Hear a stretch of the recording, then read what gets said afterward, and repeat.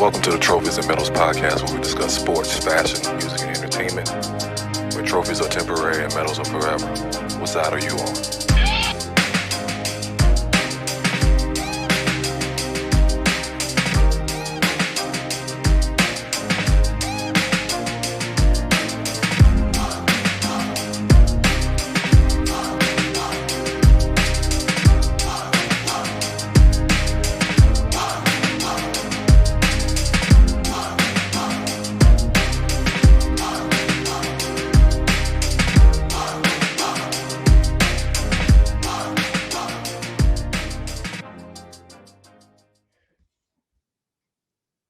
Welcome back to the Trophyz and Medalz podcast. It's your boy Batman with the Ebb-Tide crew. We got the Ebb-Tide King, Tony Love, and Jimmy in the building. What's good, fellas?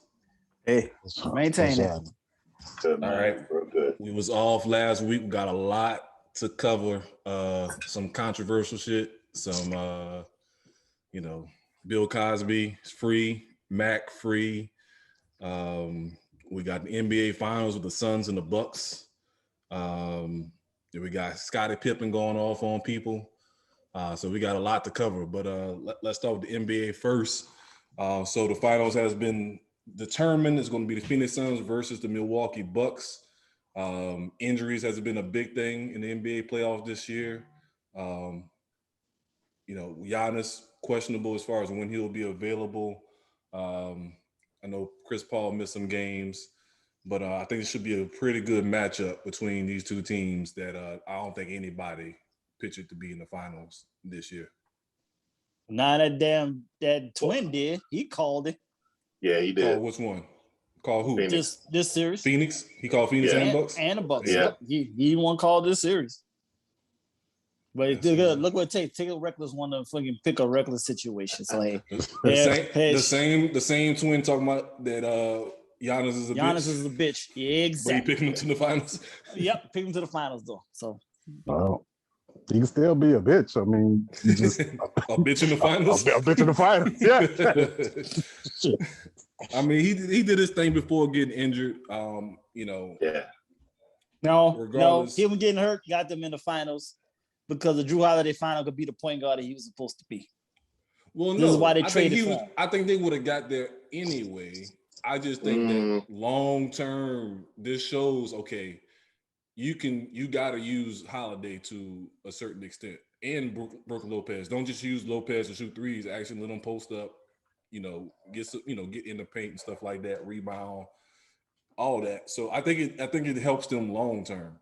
Like, of course, him getting hurt, had to make somebody else step up, but Giannis was going to still dominate either way it went. Yeah, I don't know when he discovered these spin moves all of a sudden. No, he's been doing that. He's been doing that. He's been doing that annoying ass spin move for the last 3 years, man. I'm sick of that shit. Yeah, I guess I just finally noticed, like, wow, he on that Dwight Freeney shit to the core. You know what I'm saying? Like, he's definitely. I mean, it's people trying to overplay him. That's all that is. And then once he body you up, it's a wrap. Yeah. Once he get his body on, and he can be at the damn near free throw line. He gonna extend strides. So it's what I like is that he's trying to like do a little turnaround post shot type shit. Like that's little stuff that he needs to develop that can extend his career.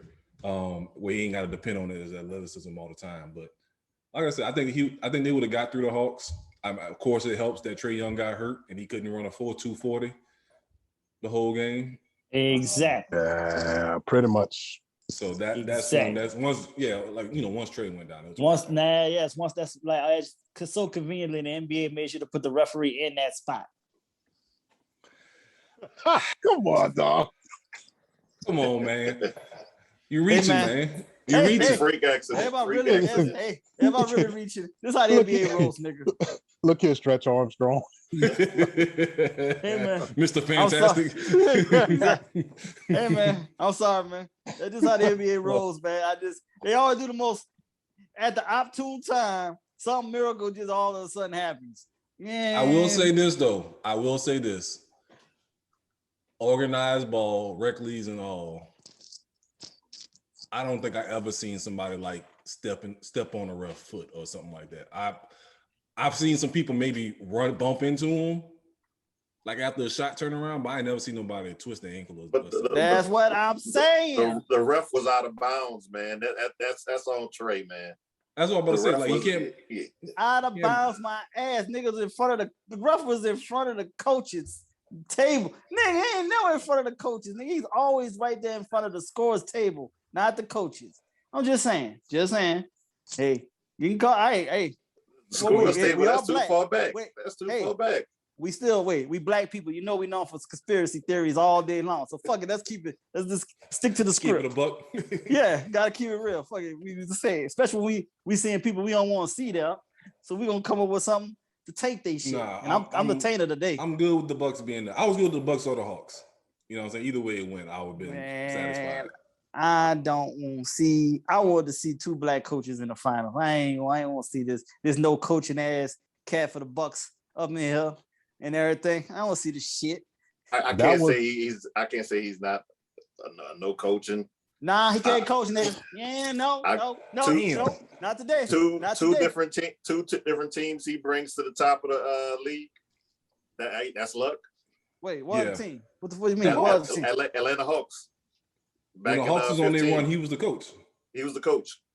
When the Hawks was like leading the East and stuff, there was he lost eventually in the playoffs. They lost to LeBron, but that was the Hawks. That was him winning the Hawks. That's why he got fired, because he kept winning and not getting to the finals. They got rid of his ass. Yeah, and then they got also too. I think they got rid of him because they fell in love with the analytics. Another side too. When they got rid of Teague. They should have never got rid of Teague. The game was changing. Yeah, the game was changing. Yeah. Teague didn't fit the 3-point shooting type. You know, Teague just lived in the paint. You know, Tony Parker Jr. Yeah. Well, if that's what y'all want to do today, defend his ass, fuck it. Now I'm rooting for I'm rooting for my man Monty. I'm moving for Monty 10 times even stronger now. Oh yeah, I'm picking him to win. Fuck the Bucks. I like Drew Holiday though. I'm mad at Drew went to the Bucks. I was mad as hell because I ain't want him there because I don't want to see nothing from them. That's how you know how bad I don't like this Bucks team when I'm actually gonna root for fucking Chris Paul in these streets. You know it's bad. Oh man. You know it's bad. I did see Boogie yell out, "That's why nobody don't fuck with you." I told you, hey, go on YouTube and look up DeMarcus Cousins on Jalen and Jacoby. They was asking him like who in the league he don't like, something they was asking like somebody in the league he don't like, and he said this is like in 2013 or something like that, and he was like Chris Paul, and everybody's like shocked, you know. But I was like, I don't know why I'll keep falling for that. I keep trying to tell people. But Kenyon Martin, he went into detail about it on Coward a while back, because you know what he said about Chris Paul was that he plays both sides too. There's no way as a player you should be as close with the front office as you with the players. Can we say Gene Upshaw? Yeah. Gene Upshaw. Gene Upshaw, the illegitimate. Gene Upshaw grandchild. What's speaking of Chris Paul, what y'all think about Patrick Beverly? Giving him the bitch that he is. Oh yeah, shove in the back. Yo, he needs to get out the league. He really needs to get out the league, dude. He's a walking crash dummy, nigga. Dude, he be fucking niggas up. Mm-hmm. So outside of just what Pat Beverly normally is, I kept trying to watch the video to see, because you see Chris Paul pass by him and he kind of like looks over to him. So I couldn't see if he actually told him something. Oh, he told him something. It don't look like it, but he had to say something under his breath though. Yeah, the way Pat reacted that quick and just was like, nah, fuck this.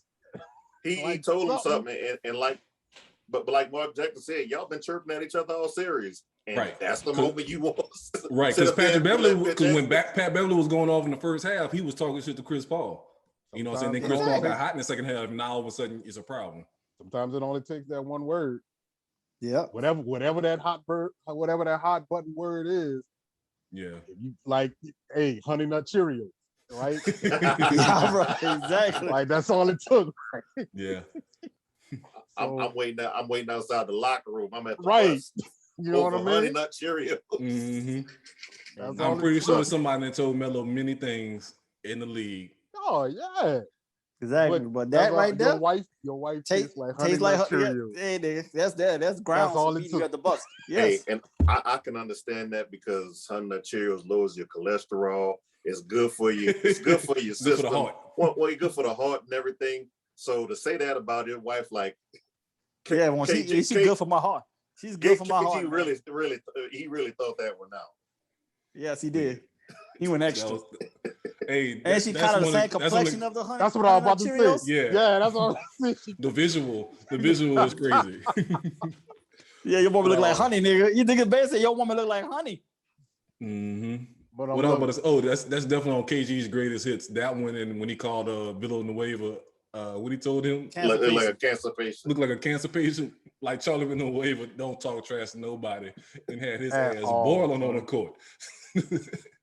At all. Ain't about that noise with nobody. But that was that one time, bro. KG know them buttons, man. Oh, true. And apparently Chris Paul know the key too. Yeah, and like you said, like Chris Paul know how to play the fence on both sides. He definitely said, I told him, motherfucker, you probably gonna be out the league next year. Yeah. I mean, which could be true. Probably true. Don't even worry about paying your union dues next year. Nigga probably said, fuck your union dues. Nigga probably told nigga, fuck your union dues. Keep your shit. You ain't gonna, you gonna need it. Wilson. Nigga said, you gonna need it. We don't need you. We don't need union dues no more. Keep that shit, nigga. Oh man. So yeah, man, that was a good series for Chris Paul to kind of end it on this stamp. You know what I'm saying? Like, they couldn't pretend like he wasn't the key point of the Suns getting there.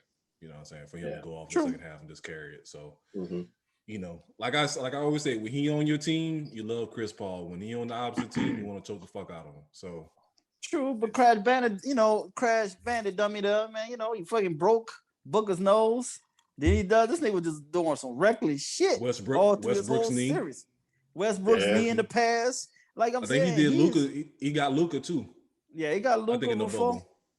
So yeah, that's what I'm saying. It's time for him to go, or at least let somebody give him a good tag and don't, suspend him or nothing. But he need that jaw broken or something for real though. He got to feel something. Get him some shoulder pads. That's all.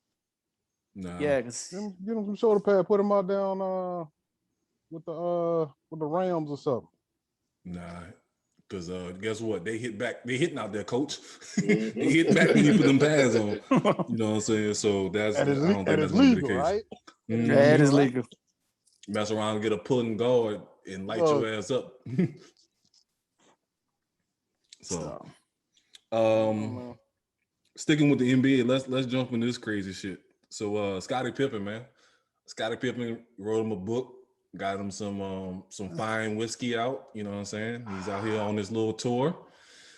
Came out and, pretty much said on Dan Patrick's show that, Phil Jackson, he's okay with Phil Jackson being called a racist due to one example, because Tony Kukoc got a last shot over him in a crucial situation.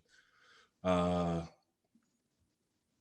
think that's a weak attempt. I mean, Phil may be racist, but my thing is, in The Last Dance, they said they called that same play early in the season, and that wasn't a problem then. So why is it a problem now? Towards the end of the playoffs, season? Man. Playoffs spotlight. Yeah. Well, that's the problem. You worry about the fucking spotlight. You know what I'm saying? If versus getting dubbed. But I think I don't think Phil Jackson is racist. If anything, he's disloyal. Yeah. I can roll with that. Yeah, I can roll with that for sure. I'll roll with that. He has no issue of loyalty. calling you out in front of the media, behind closed doors. I would go with that.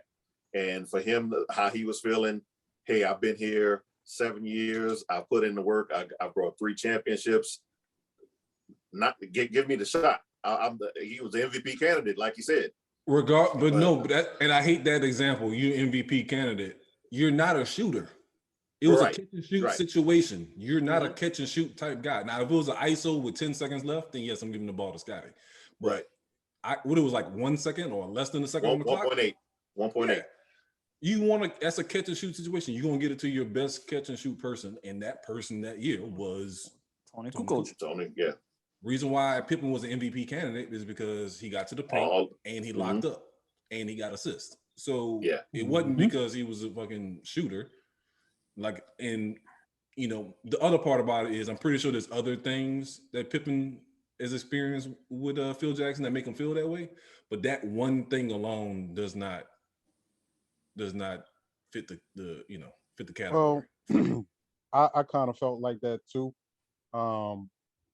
Prior to me hearing a few quotes from Phil Jackson's book, apparently that came out, that kind of made me be like, I don't know. Well, which book? Damn, that's a good question too, because you just got me on that one. But I'm sorry.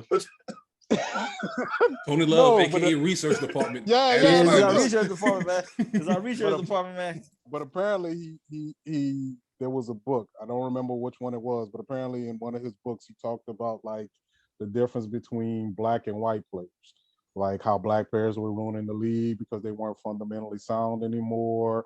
They're more, I believe he used the word street players as opposed to like real fundamental players. They would rather look good, you know, doing it than winning, et cetera, stuff. This kind of stuff like that. Not necessarily literally saying, hey, you niggas fucking up the game, but kind of alluding to that old politically correct said it. Yeah, that old Kentucky way of playing, two-hand chest pass type basketball, you know, lay up with your right hand and your left hand. That's the way you should play it. High knees. Right. But, you know, everybody wants to dunk in this new league, right? So that was kind of like his issue with that. Can I say Phil Jackson's a racist? The only reason why I say he would be a racist is if, like he said, he made this decision based on the fact of him being white and not him based on the fact of him being Tony Kukoc. Because if you remember, Tony Kukoc was supposed to be like the European Jordan, right? Yeah. He was supposed to be the one that was supposed to come in and replace Mike. Once Mike left, this is the new Mike, right? The European Mike. So I think the issue is with Pippen, and I think this has always been his issue, which is probably his problem now, is for so many years I've been called Robin, right? I've been a footnote in people's heads about being that second fiddle. Like, oh, you're not Jordan, you Pippen, and saying it as if it's a bad thing. Meanwhile, this man's been a 6-time NBA champion, how many all-star teams? Hell, didn't he even take the Bulls to the finals like that or something, or in the playoffs? I know for sure that next year. When he made it to the conference finals. He made it to the conference finals like that next year after Jordan retired. So it just kind of like. No, that was semifinals. Semifinals? I know it was something. Yeah. But he did it 1 year, though. 1 year they did go to the conference finals. I know they didn't go at all. Well, Jordan came back the following year. It was only 1 year without Mike in the playoffs. Yeah, that's true. Okay. Gotcha, both years they lost in the semifinals. Gotcha. Okay. But the other part about with Pippen, though. Portland, in the Western Conference. Yeah. But the other thing about Pippen though is he's always, and I'm guessing he's always worried about being called that second fiddle. But you got to also remember your beginnings, dog. Like you really super overachieve. You didn't even get a scholarship coming out of high school at first. Right. Right. Like the little small ass school you went to and you was a top 10 pick. But I think that plays into the disrespect of it, right? But now you got to look at it. But I didn't go to that. But it wasn't like he was 6'8" coming out of high school though. That's the other part about it. Like you wasn't that big. You wasn't that big dude. Yeah, he grew into that. If he stayed 6'1", no way he make it to the league. I guarantee you that because he wouldn't have got an opportunity in college. But again, it's still the same. That plays into it. Yeah, I feel like I'm being disrespected. Like you got to look at where I came from. But he put that same. But he still brought that same Arkansas disrespect to himself by taking that shitty ass contract too, though. Yes, because he wanted a long-term deal because of his family situation. Yeah, he did that to himself. Like, right, and you got to take accountability for that too, though, of you not knowing your own worth. But even after that, when he went to Houston and he went to Portland, he made his money back. You know what I'm saying? Because he was kind of stealing money at that particular point. Well, that's true too. Yeah, he definitely stealing money by that. But then remember now, he still has had his fair share of bitch ass in his moments too of being injured longer to say, I'm not gonna have my surgery during the off season. I'm gonna have it before this, during the training camp times and things like that, because he's always in his feelings about something too. Oh, the fact so he's that done highly questionable things himself. Yeah. The fact that he didn't come off that bench for that play, right? Like that. Right. Some bitch ass is like, okay, I'm not gonna get the ball, so now I'm gonna sit here and I'm gonna power. But again, it's the basketball part about it. He's the best passer on the team, right? Yes. He's the best passer. The best shooter is the person that the play is designed for. That's your, like in football, quarterback to receiver combo that you want. But you know, that wasn't good enough. But no, but yeah, because he wanted it. He wanted that shot to try to see if he can get that Jordan monkey off his back. Moment. Yeah, that's all this was about. But you got 82 games to do that shit. Well, this is the playoffs. No. This is even bigger though. This was in the playoffs. It's the playoff, NBA playoffs, man. Yeah, if he could have did that, right. He would have accepted it more. No matter if he made it or missed it, he would have been able to accept that more if he just was given the opportunity. So that's all he wanted. And that's the thing. Every great player is defined by something they did in the playoffs, right? Allen Iverson never won an NBA championship in his life. But everybody remember that game when it was 48 points when he stepped over Tyronn Lue. Like that one game. Yes. Yeah, that one. Everybody at least has the that only one team game. to beat them in the Lakers. That right. Yeah, David Stern. One game. David Stern. No, because David Stern made the phone call and said, "Hey, Tyronn Lue, you hold that motherfucker the rest of the goddamn series. We ain't not about to let him conspiracies again."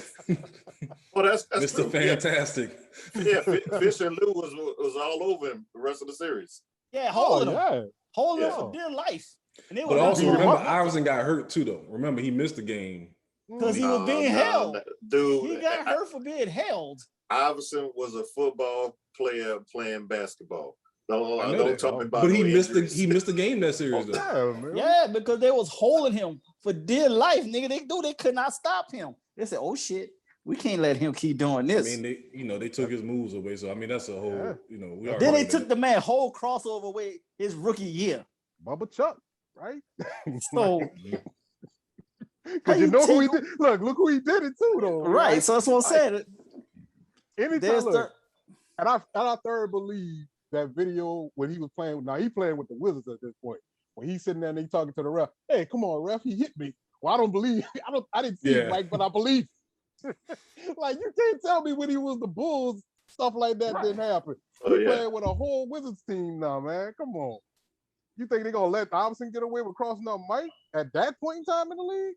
Man. And then especially what Tim Donaghy said about refs at that time, they couldn't stand Allen Iverson.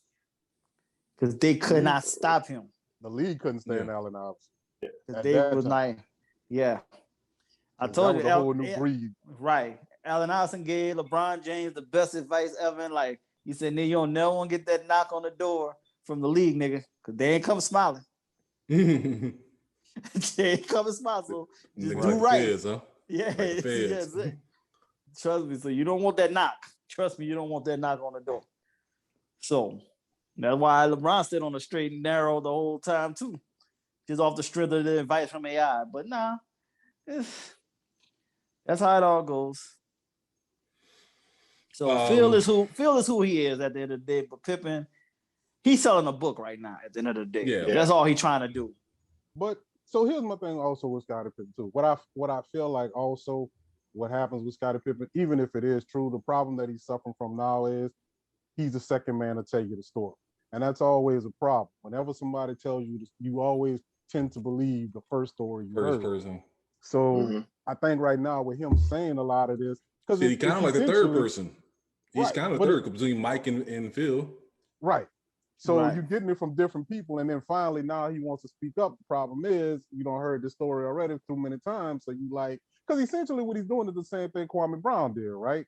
Like he's just telling you how he was disrespected when he played in the league, right? Yeah. But for some reason, we kind of take Kwame Brown. Hey, because Kwame never talked before. Goddamn. Yeah, Kwame never really talked like that either. Nah, but he showed bitch assness where we could not. He made himself questionable by certain things he's done. by not stepping. So, you know, he damaged himself. With Kwame, we knew Kwame was put in a, he was put in a position to fail anyway. Yeah. So I'm gonna say this about Scottie, and then I could probably get. So, did he? Because you also got to think about it like this too. Playing alongside Michael Jordan, right?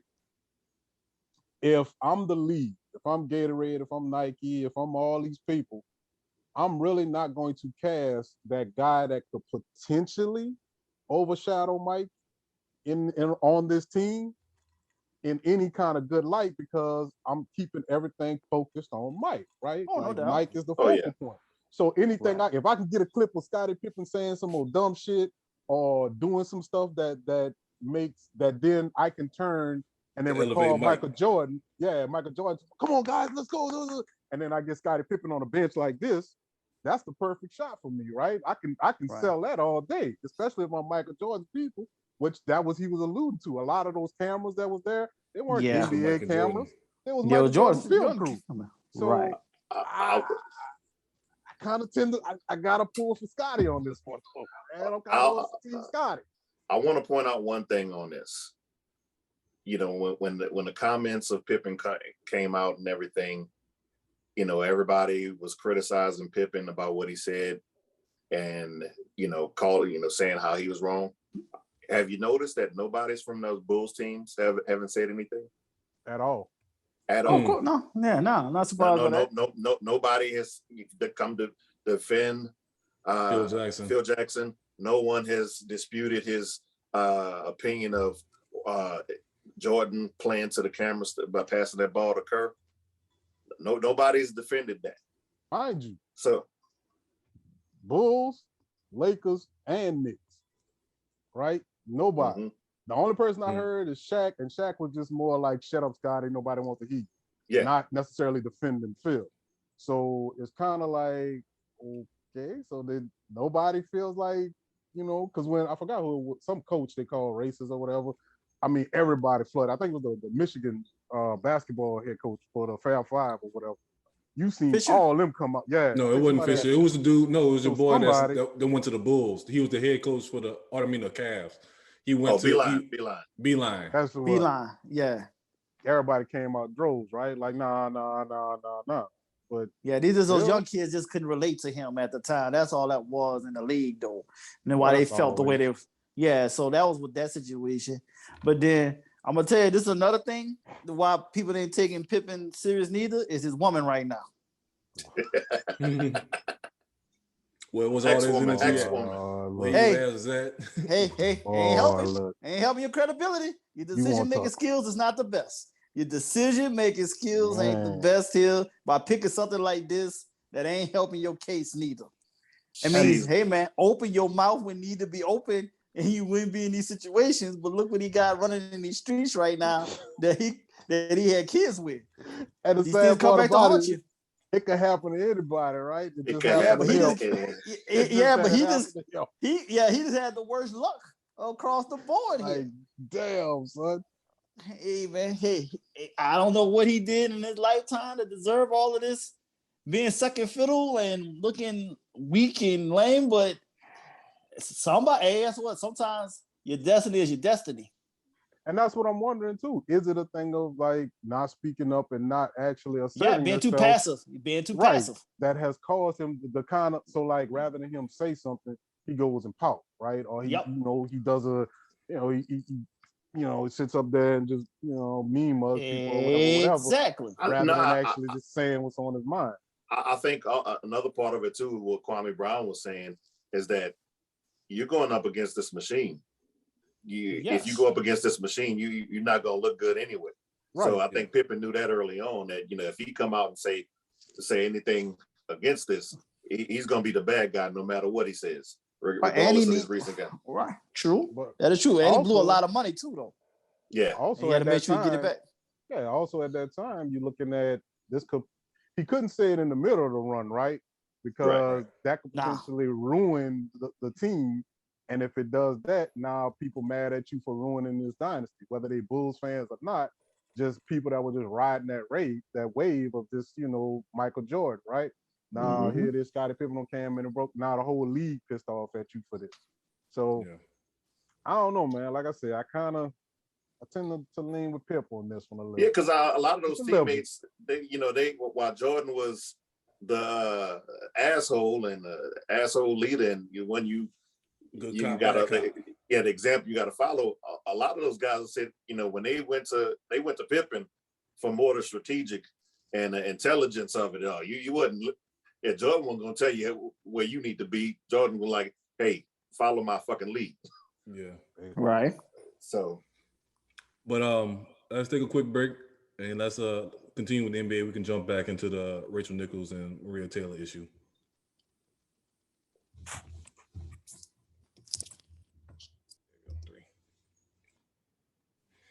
All right, sticking with the NBA, sticking with controversy. So Rachel Nichols versus Maria Taylor, kind of not really versus ESPN. So some footage dropped. Basically, Rachel Nichols was recorded last year in the bubble where she criticized ESPN for gifting Maria Taylor of calling the NBA Finals. She felt like she's did what she's supposed to do to earn that. At the same time, Maria Taylor is up for negotiation like this week. Her contract ends, I believe, or next week. It's something soon. Yeah, it's coming up soon though.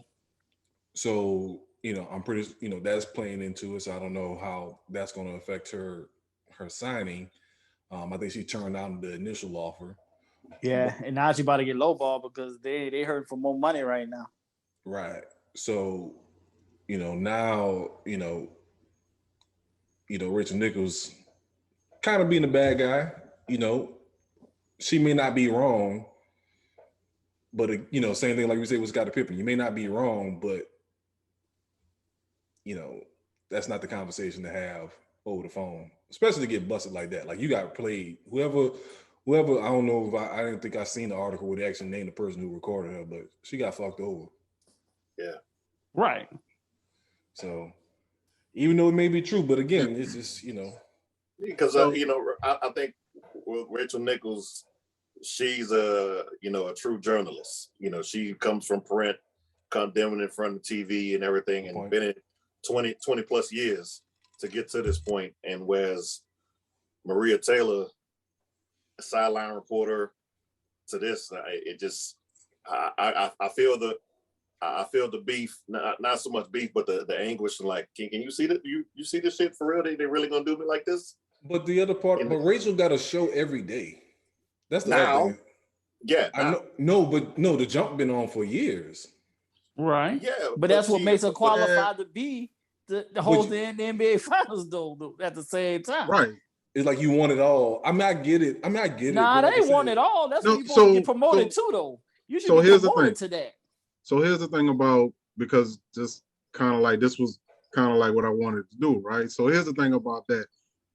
The bad part about being a journalist is, especially if you're talking about doing broadcast journalism, anybody can do it, right? Like, yeah. But the sad part is you grow up, because some of us, like myself, wanted to work in a booth, ESPN, my whole life, right? As a kid, that's what you wanted to do. So you grow up wanting to do this. You go to college, work your ass off. Yeah. You take some shitty ass college newspaper article, column or whatever. They use the shit out of you because they're going to sell papers off your article that you're not going to see any money of.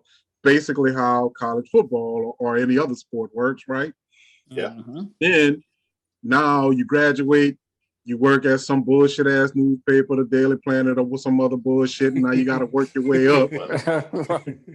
Now you got to work your way up to get to ESPN. Then when you finally get there, some fucking football player, who now wants to retire early or some shit, comes and takes your spot. Now you back doing fucking the bake contest down at the local church or some shit. Like that's what you're doing. Right. So you kind of get it. The only problem with it happens with Rachel Nichols, the problem I have with her saying this is, it sounds like you saying you don't like is them like them dudes that get in them Ivy League colleges off the strength of their last name, complaining about black people here because of affirmative action. And it's like, but that's the same thing though. Like you realize you're here because of your last name and only because of your last name. Yeah. She has to realize that, hey, you're here only based off of certain characteristics that ESPN was looking for. One being that you fit the type, right? Because you don't see But no not only other. that, her father-in-law is like I forgot. Well, I was Mike getting to Nichols. Mike Yeah. Nichols. So Famous you're director. getting in there off of your last name as well, but now you mad because somebody else beat you at another game. And she kind of gave like that sideways compliment. Oh, I wish her the best in the world, this and that and the other. Well, true, but I don't even see it from that. I mean, she's looking at the point like she's more mad at ESPN. She's basically saying, yo, if y'all wouldn't have fucked up so many other times with other people, which y'all handling your situation with race relations throughout these years, I wouldn't have got. She felt like I got screwed because of y'all fuck ups. Yeah, Because if everything was straight, she wouldn't have been in that situation. But she still, but everybody points. I get y'all points is on point too. But from her standpoint, she just thinking as if they wouldn't have fucked up, I'd have had that job for my qualifications. Basically. And that's the only problem I have with it. The only time you want to now speak up is when it affects you. When it fucks you. Yeah, of course. Right. Yeah, it fucked up your money. She ain't saying no when Paul Pierce. Did she really say anything? I mean, I stopped watching that show, but no. Did she really say anything when Paul Pierce went out? Paul Pierce? No. No. Not that I know. Fuck about him. Well, fuck that nigga. Who cares? He deserved what he got. but my only thing that personal. Where she went wrong is she's talking to somebody who represents the biggest athlete in the world. Why are you having that conversation, that personal conversation, with someone who represents somebody that everybody wants to cover? That I think that was that's the only error in judgment on her part. I think the conversation, I have nothing wrong with the conversation, but who you had the conversation with. Because then that brings up a whole bunch of things like how Cedric sent the tweet to us. Yeah. Is that, no wonder why nobody really talks about LeBron, because you have this personal relationship, with the person who represents him. Mm-hmm. So that might lead, I hope something comes from that who you had the conversation with. Yeah. And does that affect your judgment of how you've covered him? I think with that though, I think everybody kind of knows that though, right? Like that's just journalists in general. Mainly because for the same reason you hear Skip Bayless go so hard for the Dallas Cowboys, right? He used to work for them. So it's kind of like everybody, and not only that, but everybody grows up being a fan of somebody at some point, right? Like, so you're going to be biased towards certain things and certain people over other people, right? Like, I think that's just people in general, but definitely, definitely journalists too, because you can always see how they write. Again, like how we were saying with the Scottie Pippen, Michael Jordan thing, you're going it towards Michael Jordan, right? Because that's who you like, right? Scottie Pippen ain't out there winning dunk contests and beating the Monstars.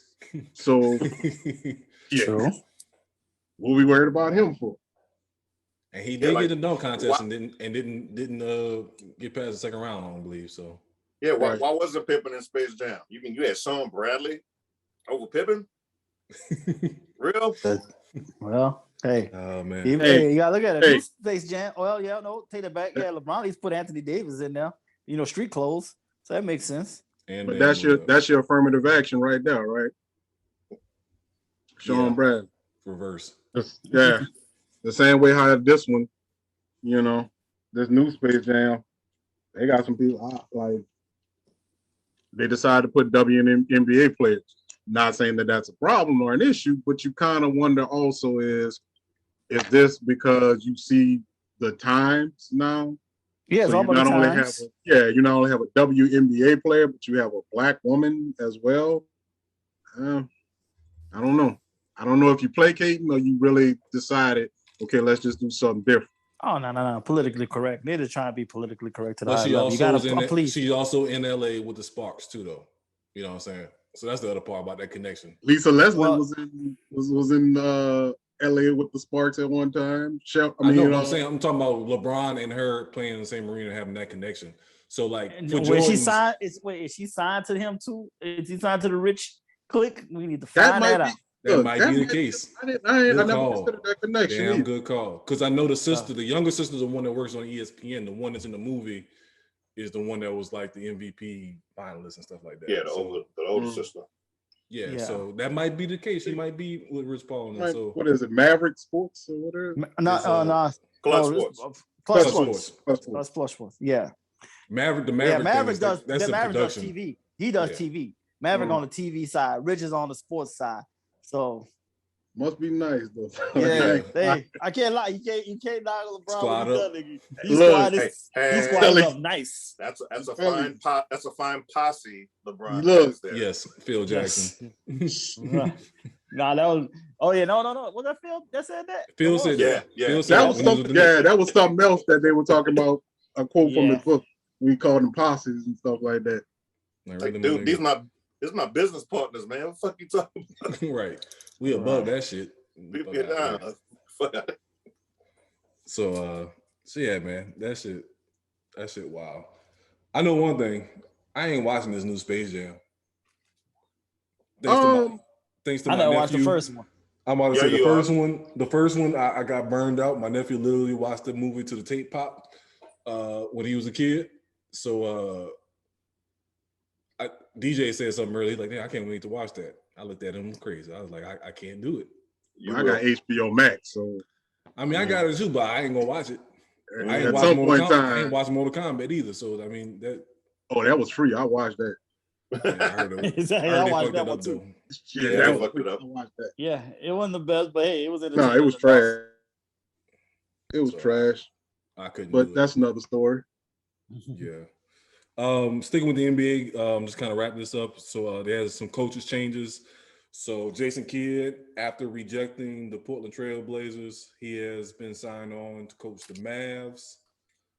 Chauncey Billups was signed on to coach the Blazers. They bringing up old shit from a sexual assault charge from when he was in Boston his rookie year. I don't know why that's an issue now. Like he ain't been around coaching or in front office on TV. Now all of a sudden this is a problem again. Carlisle went to the Pacers.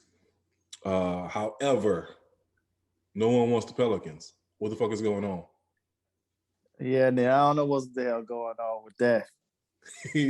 just you're on mute, Jimmy. But yeah, it's I don't know. Man, even Jock Vaughn stepped away from it, man. He said, Jock Vaughn said, I don't want to. I'll stay in Brooklyn. And Jock Vaughn had a horrible, maybe Jock Vaughn burned because he was in Orlando. He was in Orlando, and he was in Brooklyn too. Yeah, both of them, but both of them was in losing situation, like when they were tanking. So I don't know. Well, no, he was the coach over when he was in the bubble last year. That was interim coach. He was the interim coach. Yeah, interim coach through the bubble last year. Through that he had a little run with that, but he like, nah, I'm gonna just stay here in Brooklyn a little longer. Whatever the hell they saying to him, what they were saying in that interview, he's like, I don't want no part of this. Just take my name out of it.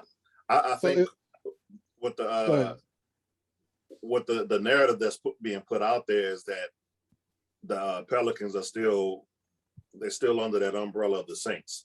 So you're not gonna get the full blown love of a basketball experience because you're still associated with the football side. Too heavily on the football side. If that's what people are waiting for, that's never going to happen. Honestly, I don't think they're ever going unless they actually separate owners. I don't think that's ever going to be because it's a football city, right? Like that, and it's a football state, right? Like that's the biggest thing. Football, yeah. So it's already hard for a basketball team to be here as it is, but then secondly, now you're run by a mindset that is football first, right? That's all they did. Whatever you can do, because clearly the Saints front office don't have no issues because they're finding money left and right? So right. Let me holler at you. Yeah. Look, they the new money team over there, right? So but it's the same people essentially running the Saints as it is the Pelicans, but some kind of way you can't get it right over here.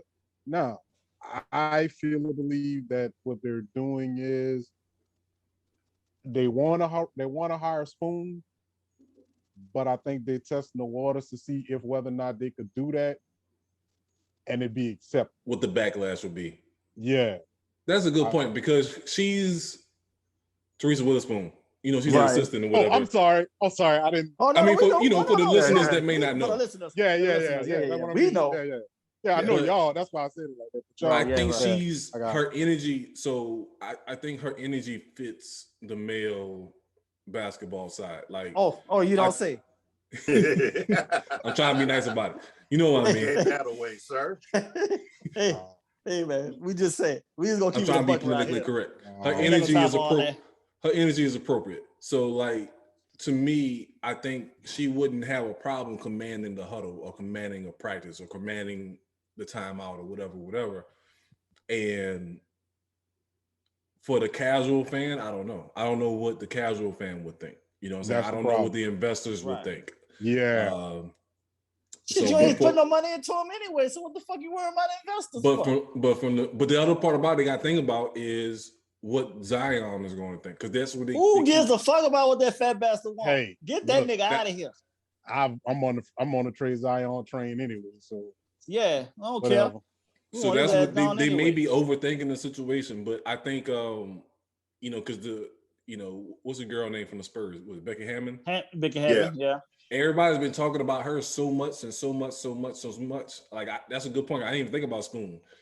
She's been making noise and doing media and all that stuff. Like she's been more in front and ready than I mean. I think they both are capable because they're personal talents, but I think Spoon can.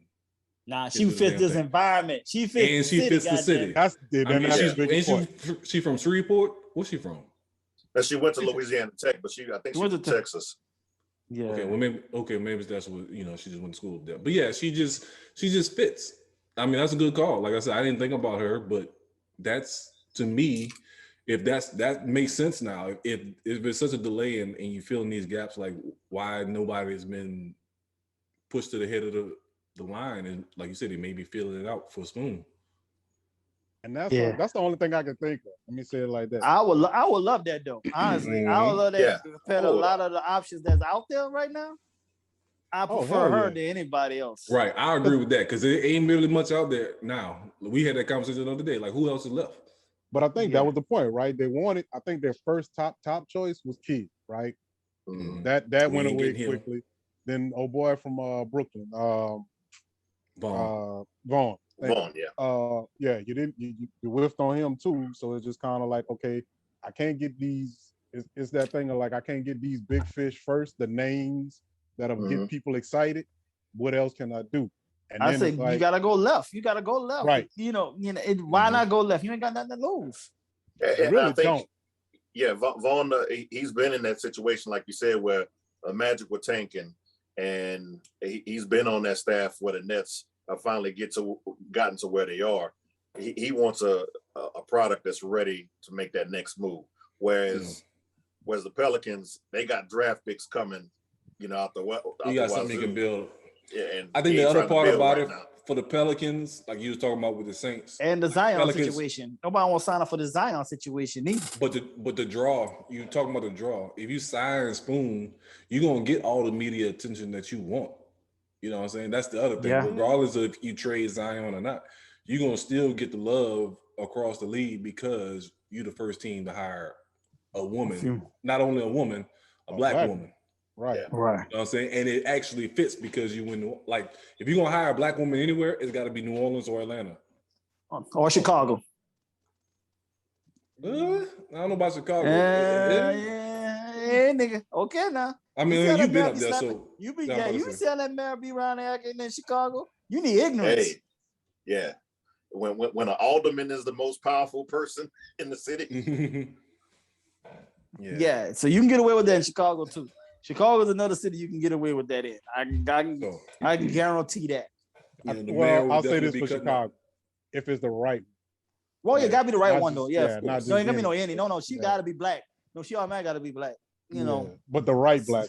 Like, or it can't be no sensitive one. It gotta be like a spoon. Like it gotta be on the level of a spoon. no, Like, it gotta be the Say right something. black. Say something. Oh, Yeah, I You know what I mean? would throw Detroit in there as well.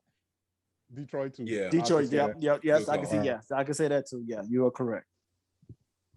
Right attitude. But yeah, that's all I'm waiting on, man. Because I just don't know what else you're doing if that's not where you're going. And if that's not Yeah. where you're going, then what the hell are you doing, right? Because Because the draft is coming Yeah, because up. I made the draft right Yeah, up on it. you That's know why what I I think mean? it gotta be. I think that's what it gotta be. You know, I think they might be wanting to wait after the finals is over, so it don't overshadow the finals. Because you don't want to do something that big, that kind of, because that's gonna do shockwaves. And I think they don't want to do nothing to interfere with that finals vibe. Wait till that's over. and Because maybe not, it's maybe gonna be a not, low-rated finals anyway. Yeah, right, and, so you and don't that's what wanna I'm about to do- say. Yeah.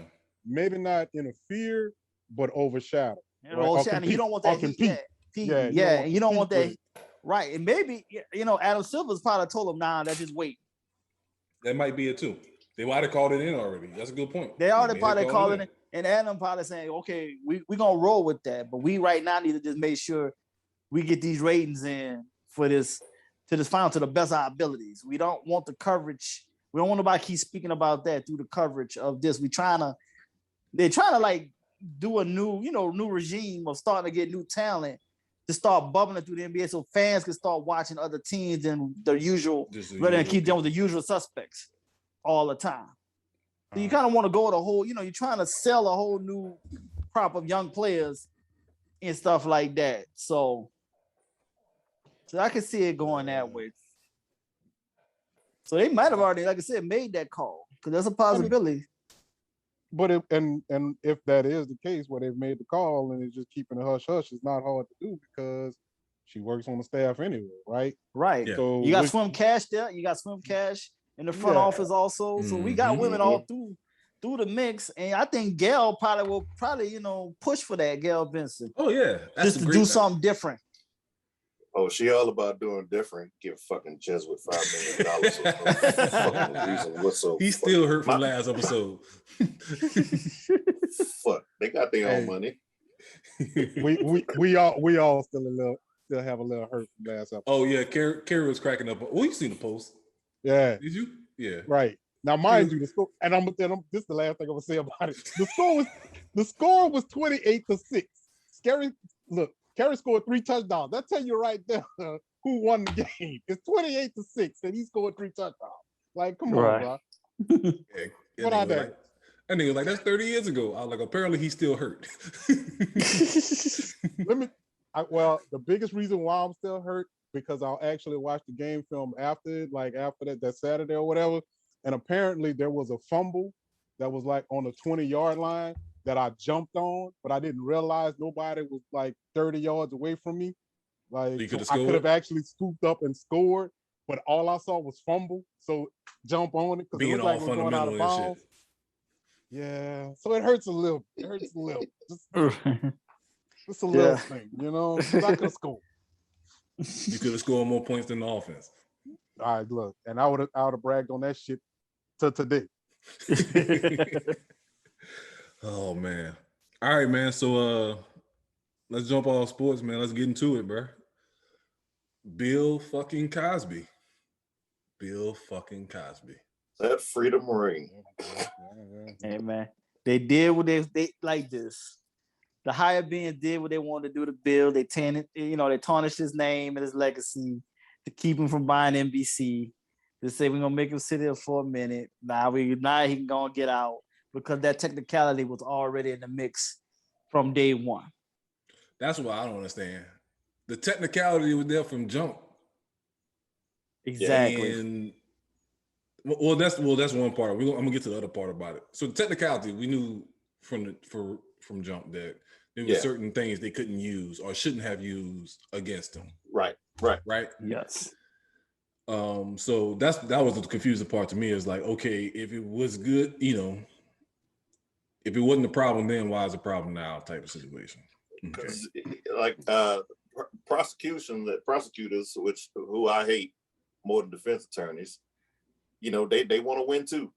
And you coming into that position, you're not paid as much as a defense attorney, but you need a win. You need something that's going to give you that name recognition. Because you want to be mayor one day, you want to be governor one day, you want to be senator one day, and you need a big fish. Fuck it, they don't like these little drug dealer arrests, trafficking arrests and everything. That's nice, that's cool. You have a good record. I need the big fish. And who came through my system one time? Regardless how it goes. Yeah, regardless. Right. Who came through who got away with shit in my district one time? Bill Cosby. Fuck that. Let's bring him back in here. What can we do to get him in jail? And that's what happened here. This wasn't federal. This wasn't even state. This was a county situation. Yeah. He went to jail because of county shit. What Clay Davis said? Clay Davis said, "Fuck it." Not FBI. Not FBI. We got Baltimore PD. PD coming at me. Shit. But also, I mean, it's like you gonna take that 5? Right. Or you gonna go to trial? Take this shit trial? Yeah, or go get denied? Go get denied? Yeah. I mean. But that was the thing from jump. Bill wasn't going to never say, he was never going to admit to being wrong. Right. Nah.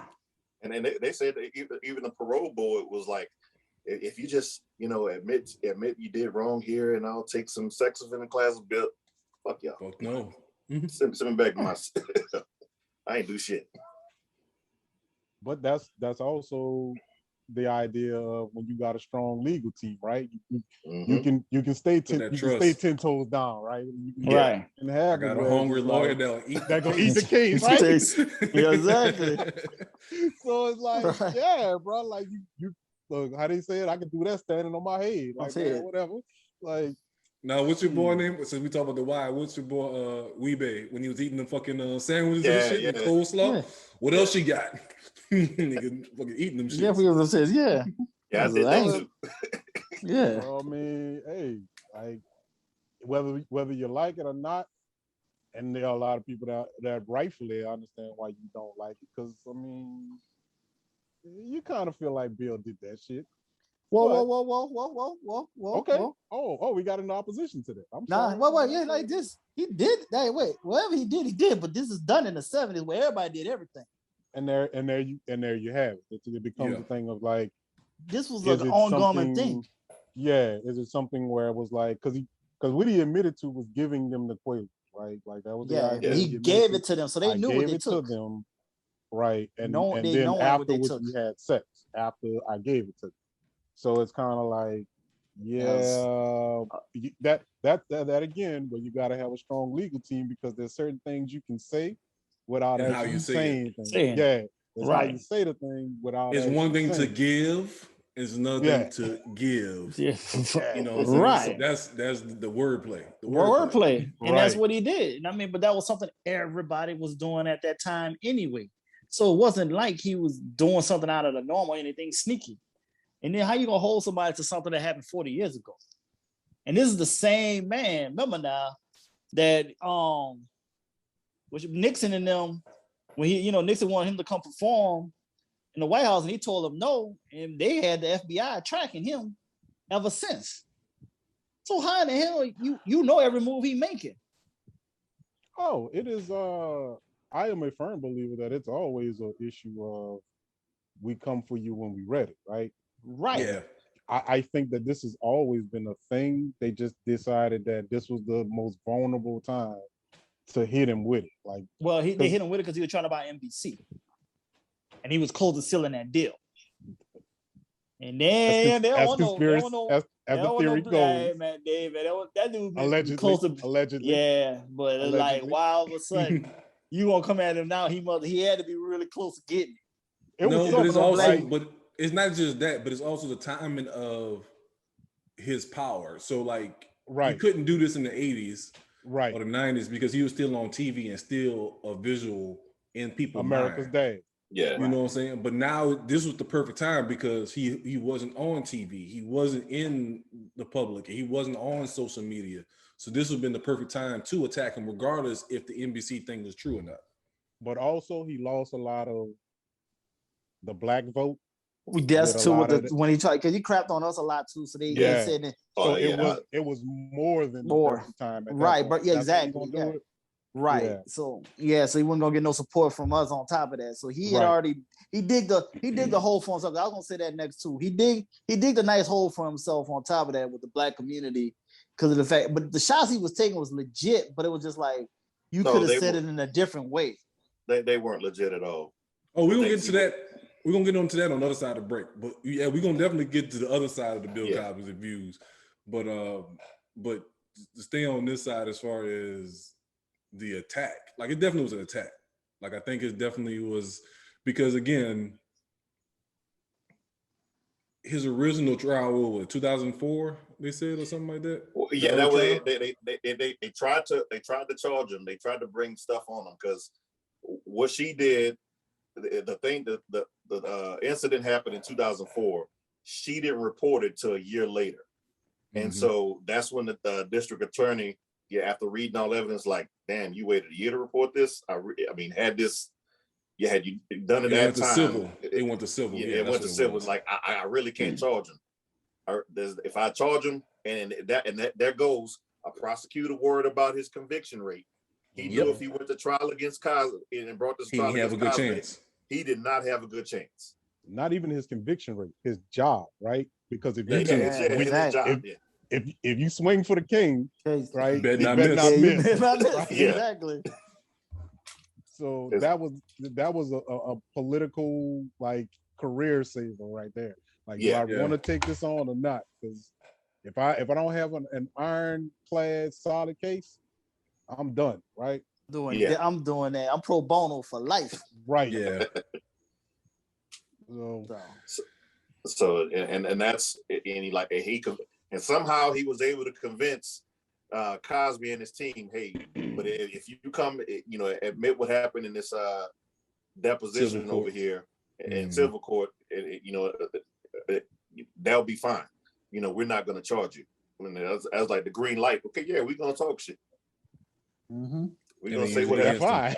You're gonna take that for high. Like I said, right? How you go wrong, But once again, how is it a highly questionable looking woman is you'll be your downfall? Hey man, we got a type, bro. We all got a type. If you look at all of them, they all questionable. But I'm just saying. Because even the one that was a model, she was kind of what's the white girl? Janice Dickinson. Yeah, she was better in a highlight. She looked a hot mess now, but in her prime though, she was better than that though. But now, no. But hey, that's like the same thing with the chick that started the Me Too case. Oh Lord, yeah. Well, you brought that image in my head. Fuck you wrong with it. I'm just saying. I'm just saying. This is.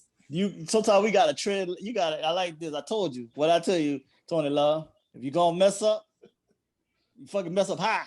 Yeah. She'd be like, swing for the fences. I see why you did what you did. Don't do that. This what you do? Don't be that guy. Don't be highly questionable like that. The views on this podcast is not. It's not under Jimmy Swagger 8.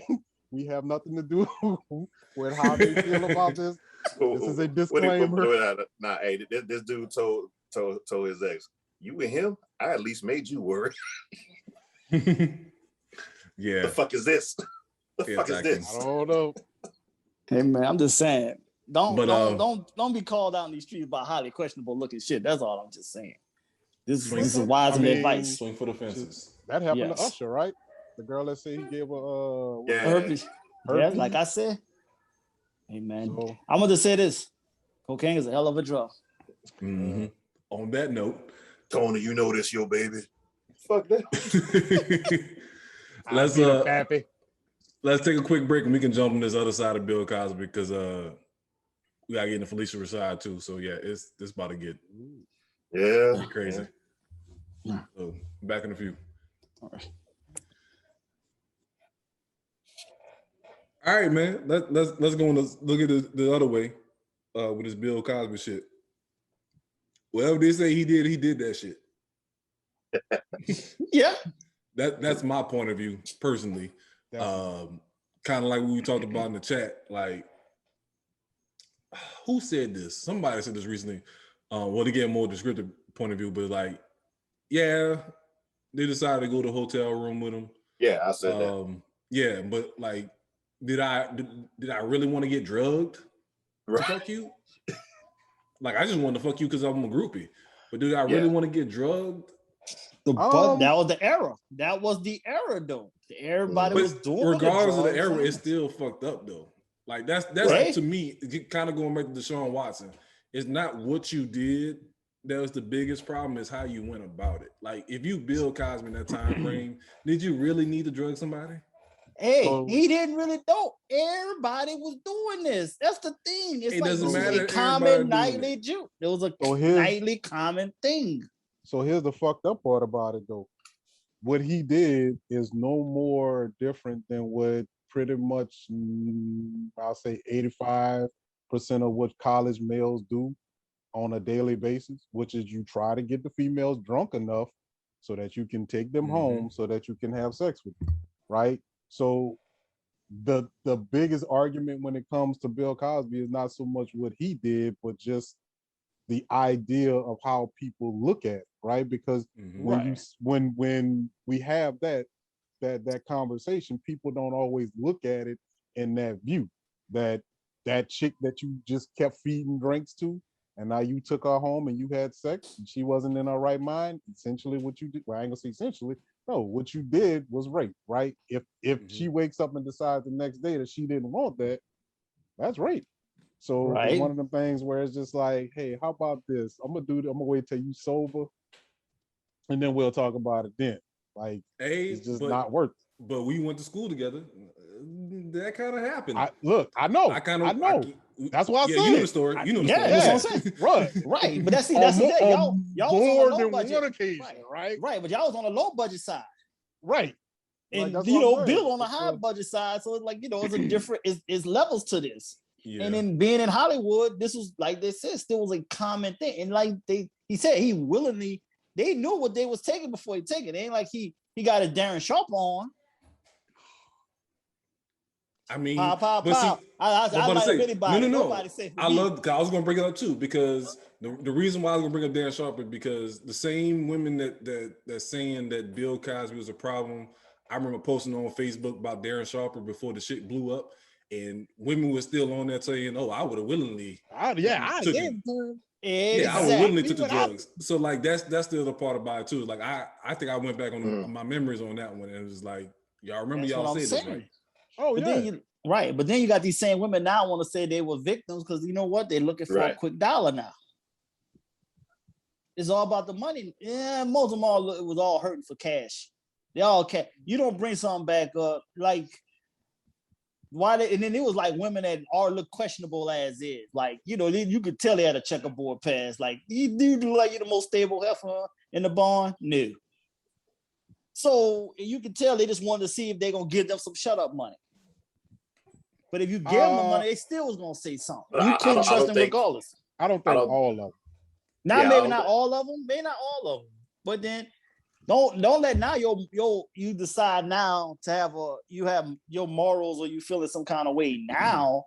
Why you didn't say it back then? But you were still worried. You had a different point in your life. So that's true too. That's the problem. I think that they probably. I mean, I don't know what. I can't speak for the women, but it's just like they're kind of being an adult about it now. And it's like, I'm looking back. I should have had a problem with this back then. Why didn't I? Type of thing. So that's kind of part of it too. Is like they're kind of checking themselves. Like it's kind of even though they're trying to check the aggressor, they also checking themselves at the same time. It's like, man, I should have had a problem with this when I was in my 20s or whatever the case may be. You know what I'm saying? So I need to bring this up, because they gotta, because they can't, for example, they can't teach their daughters or their granddaughters about doing the right thing if they don't check themselves on that situation too. So it's a big ass pot of shit, man. Yeah, because everybody gotta take accountability. they're no longer the hoe in this situation. They're no longer the groupie. Right. Yeah. That's what that's taken out of this. That's Memo now. The stars that were in their eyes at the attempt aren't there anymore. Right? That is too. So now the idea is, because just like I'm telling you, like I can sit here now at 41 and tell you, dragging a drunk girl out, a woman out of the club, taking her home, having sex with her, not very good idea. But at 20 something, could you tell me that at 20 something? Nah, it's like, oh, well, nah, she's saying it. She's saying she good. She's saying she want to do it. That's consent enough for me. But as you get older, you kind of have a different perspective about things. You kind of have, especially when you start having, when men and women, I guess, but for men, more that's what I'm saying. Both sides got to. When men start having daughters, they start looking at things a little bit different, because then it's kind of like, okay, how would you feel if somebody did this to your daughter?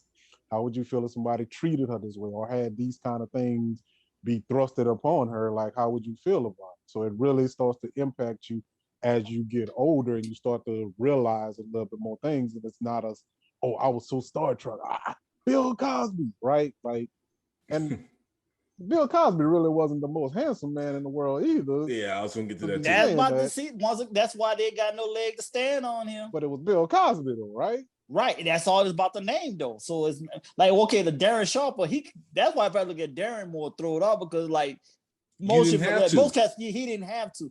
He fell in that area where he's more of a predator, I feel like, than a Bill Cosby situation, because that nigga was gonna be straight either, no matter what. Really had to. Darren Sharper, I had women on my post saying they would willingly get drugged by Darren Sharper. But here's the thing, and I say this all the time, like, there are so many dudes who I don't understand them going to the strip club, right? Because it's like, you're going to throw $10,000 on in the strip club and then not be able to touch them. Yeah, I ain't paying the BTs, goddammit. If I'm gonna do all that, why not just pay a woman $10,000 and I can probably pretty much do whatever the hell it is I want to, right? Like, exactly. You can get a lap dance and more. But you see more people go to the strip club because it's a mentality thing. It's a mentality, right? Yeah, it's easier to just say, I'm gonna just go to the strip club, throw this money, see some ass shaking or whatever, and then put it in the spank bank, and then come back later, and then whatever aggression I got from doing that, I'll take it out on somebody else, right? But it's just easier to drug them than have sex with them than to sit up there. Hi, how you doing? What's your favorite color? What's your sign? Where are you from? It's easier to do that. Just but in those days, like you said, you ain't even have to do it. Hey, now look at the late great Rick James. We see what he did. He pointed them helpers out. That's also the stars that realize their star power, right? Like Rick James realized he was a star long ago, and he decided to take advantage of the fact of, I'm Rick James. Darren Sharper, because with football players, it's a little different too, because you wear the face mask. So a lot of times you don't necessarily that's what I'm recognize. Saying. Right. So it's hard sometimes, I think, for football players when it comes to that kind of like, oh yeah, he'll take, especially back then, right? Because Facebook and all that was still kind of new. So it wasn't like a whole social media thing. So it wasn't a thing of like virtually, here, take my panties. As you gotta like be somewhere where somebody actually knows who you are and legitimately like, oh yeah, that's such and such. Oh yeah, okay. But now it's easy. Yeah. But it's much easier now. But definitely. But you said him, he still like didn't have. I felt like he really didn't have to. That it was just a creep. That's some creepy shit right there. He was straight no matter what. So no, go ahead. Because you would think he just wanted them. I mean, for lack of a way to say, he just wanted them pretty boy niggas, right? That's just, right, exactly. Women would have fucked you regardless. That's what I'm saying. Just by saying, if you played for the Saints or if you played for Jesuit, right? They would still fuck you. Right. Like, I mean, don't really matter, right? Man, he could have been a truck driver for Budweiser, nigga. He's still gonna be straight in these streets. Right. Yeah, but he's kind of like the epitome. I know we had an episode when we talked about the Super Smash Brothers, talking about what's your boy, the brothers, the one that got his old lady from New Orleans in Earl Thomas. Earl Thomas. Oh, yeah. You know what I'm saying? It's like Yeah, see, that's niggas right there. That's what you call niggas. That's different. Don't, like you said, they on a whole nother level. They were taking stuff to new heights. They were taking their fame but they didn't all the drug way him. out there. That's what I'm saying. They like, didn't drug. Right. You didn't They have to. didn't drug. Right, because he didn't have to. So I don't know. Like I said, I just. That's never... why I said. That's why I said the Cosby era was just different. Everybody did drugs. That was the thing. Everybody. It wasn't even like that. Just remember that was the what free love. Woodstock. Oh yeah, everything was just free spirited at that time. So everybody was really mad, open, and reckless. Yeah. The worst thing you got was the clap. That was right. it. Yeah. Well, Eddie Murphy said you take a shot and just keep moving. Shot. Yeah. Yeah. Well, he said many nights I put my dick on the table. So give my dick back. Give my dick back. Yeah. So you got to put all that in. It's a different, it's just a different era and a different time and everything. But like I said, now all of a sudden, I mean, I get it. The women are older. Now they want to have morals. Guess what? You just use your experience and teach your kids and grandkids going forward not to do the stupid shit that you didn't do. But you, unfortunately, because of that time and era, you get it. But now we know that ain't happening these days. But that time, we all got to take accountability for our actions. You still put yourself in that predicament too, though. And that's the other thing. Like, I don't like the fact people don't want to take accountability of their bad decision-making skills. Yeah, but the problem with that is because honestly, that's the reason why Mike Tyson is in jail, right? The reason why Mike Tyson is in jail because his defense was Mike Tyson is the baddest. Well, his lawyer's defense was Mike Tyson is the baddest man on the planet. You see what he do to people. Why would you want to be in a room alone with him? And that was what they used as a defense, right? That don't really they didn't paint a good picture. Well, and also they, what they said too, to add on to that is like what she said was done to her. Like, he punched me, he hit me and all that. Yeah. Well, we like that. That's Mike. That's still Mike Tyson. But next day you go video dancing and everything. Face look fine and all, no swelling. Like this nigga hit you. You see Mitch Green? Goddammit, that's a different view. All right. Look, let's get him out. So, like, come on now, you got hit any kind of way, you in the hospital.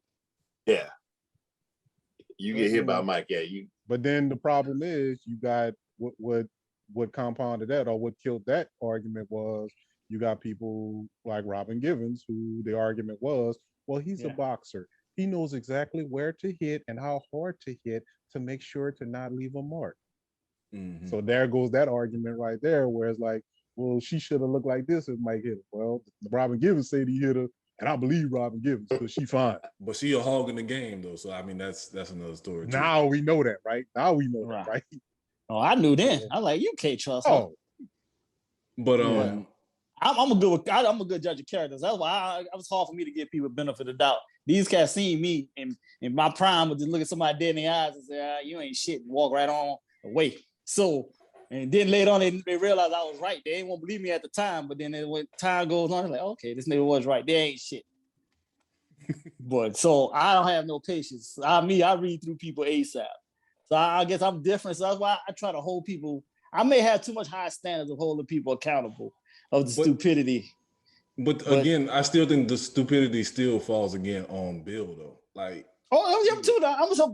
Hey. But I'm talking about like as far as the pyramid of stupidity. Bill, nigga, you is Bill at that time. You ain't gotta do that shit. You know what I'm saying? Like to me, everybody did this.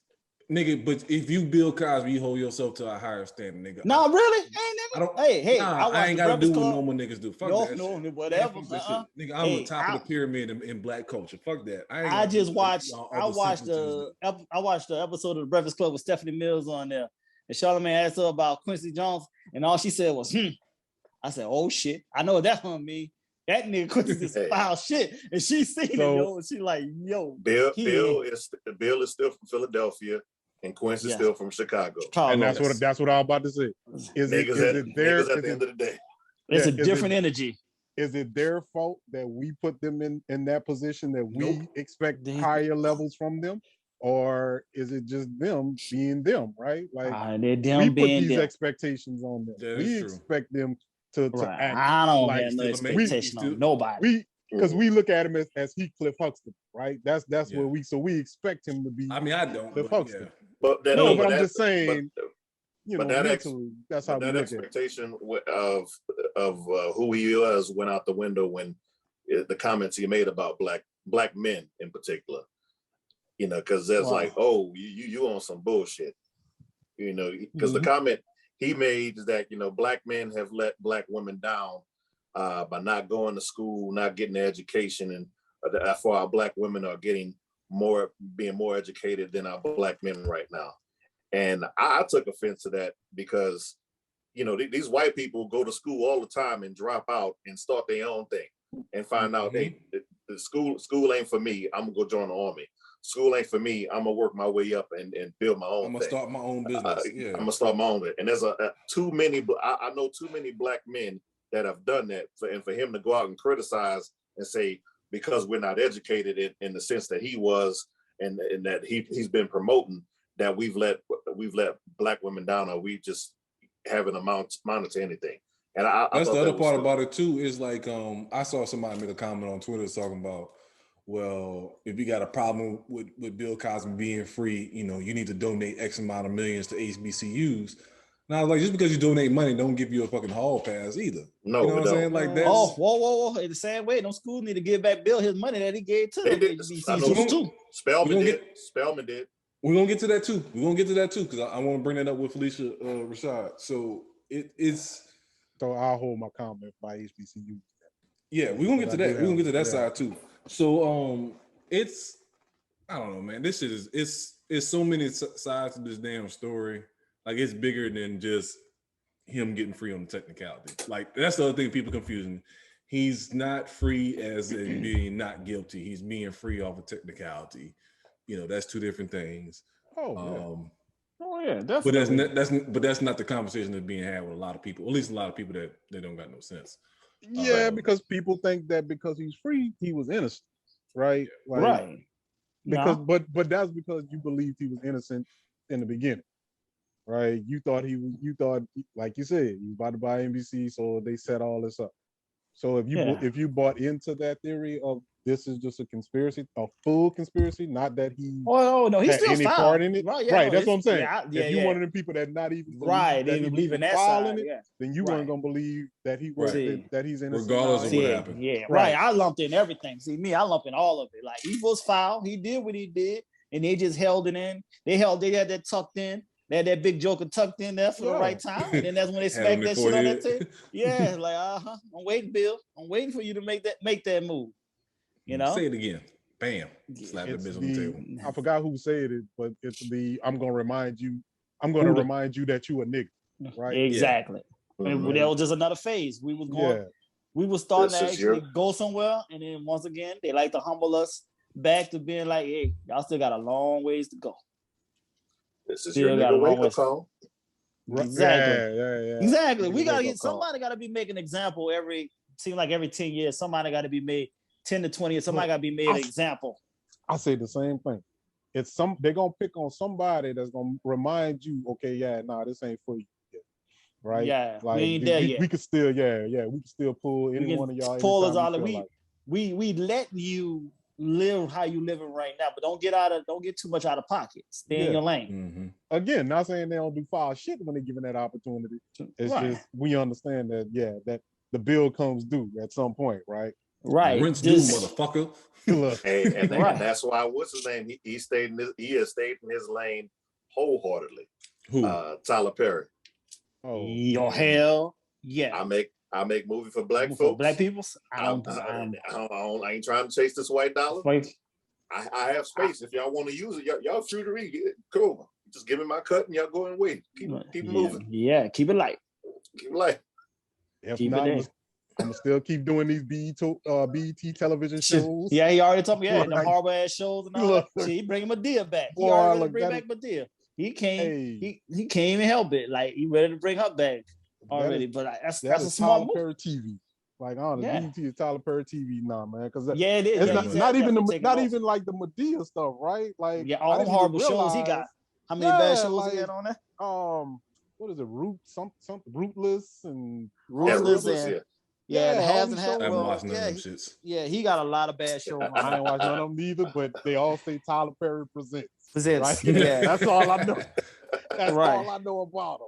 And it's like, God damn, boy, you got BET on. Yeah, he got lock, for real. like six, almost like 6 shows on BET and BET Plus and all of that stuff. And a couple of shows on And on, yeah, Yep, he got a couple sure on, do. on Oprah's channel too. So yeah, but like you say, but he's doing it the right way though, and that's actually the way we should be doing it.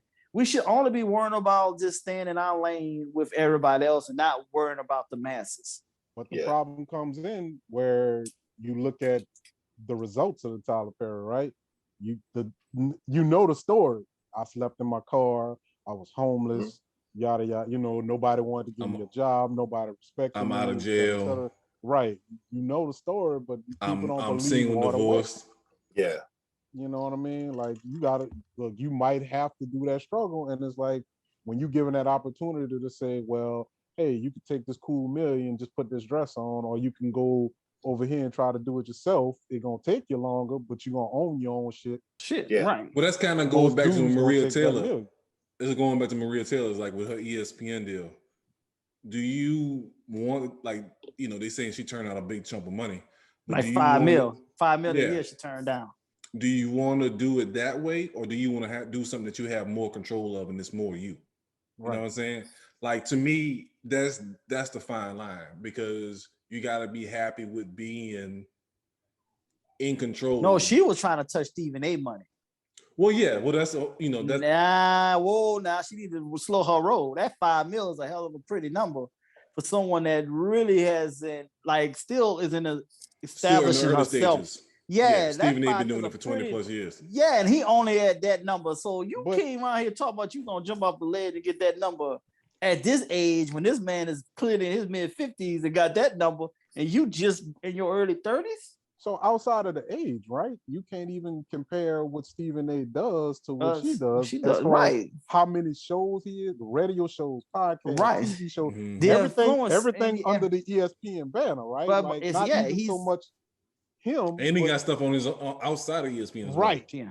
So it's like, I mean, She ain't. That's what I'm feel saying. you She's get not some money. bringing. Yeah, but she ain't bringing that But- much to the table to command his number already. Right, yeah.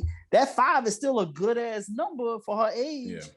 And everything, and you still can keep building your platform and just keep going from there. You just gotta still pay your dues. But see, I feel like once again, this younger generation, they feel like they feel like they're entitled to get it much earlier. I mean, but but only you gonna get it at the that same much time, ain't earlier nothing wrong on with your that. own. Ain't nothing wrong with her asking either, though. Yeah, no, true. But now Ain't she nothing only wrong with gonna, her now it's been cutting down, and she ain't gonna get no more than 3. Oh, well. But that's the risk. She you take, that right? that 5 off the table now because You remember bet now, on yourself. But now what if you she good might with- lose. But what if she's good with the 3? Nigga, I'm good with the 3. I'm Nigga, good with the 3. Come on. Hey, let Spotify offer us something. We good with the 3. I'm broke, baby. Broke, baby. Well, like this, not like this is Spotify. Somebody else on the outside offer her 3, but more ownership, then that makes sense. But if you ain't gonna get the ownership and you lost 2 million because you ain't getting the ownership, then now you set yourself Right. back.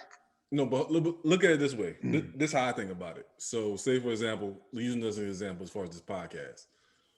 You know, I say we mentioned this before. Say if the Dallas Cowboys approach us and like, hey, we want y'all to do a weekly show on the Cowboys, and you know they want to pay us $20 million to split, right, per year.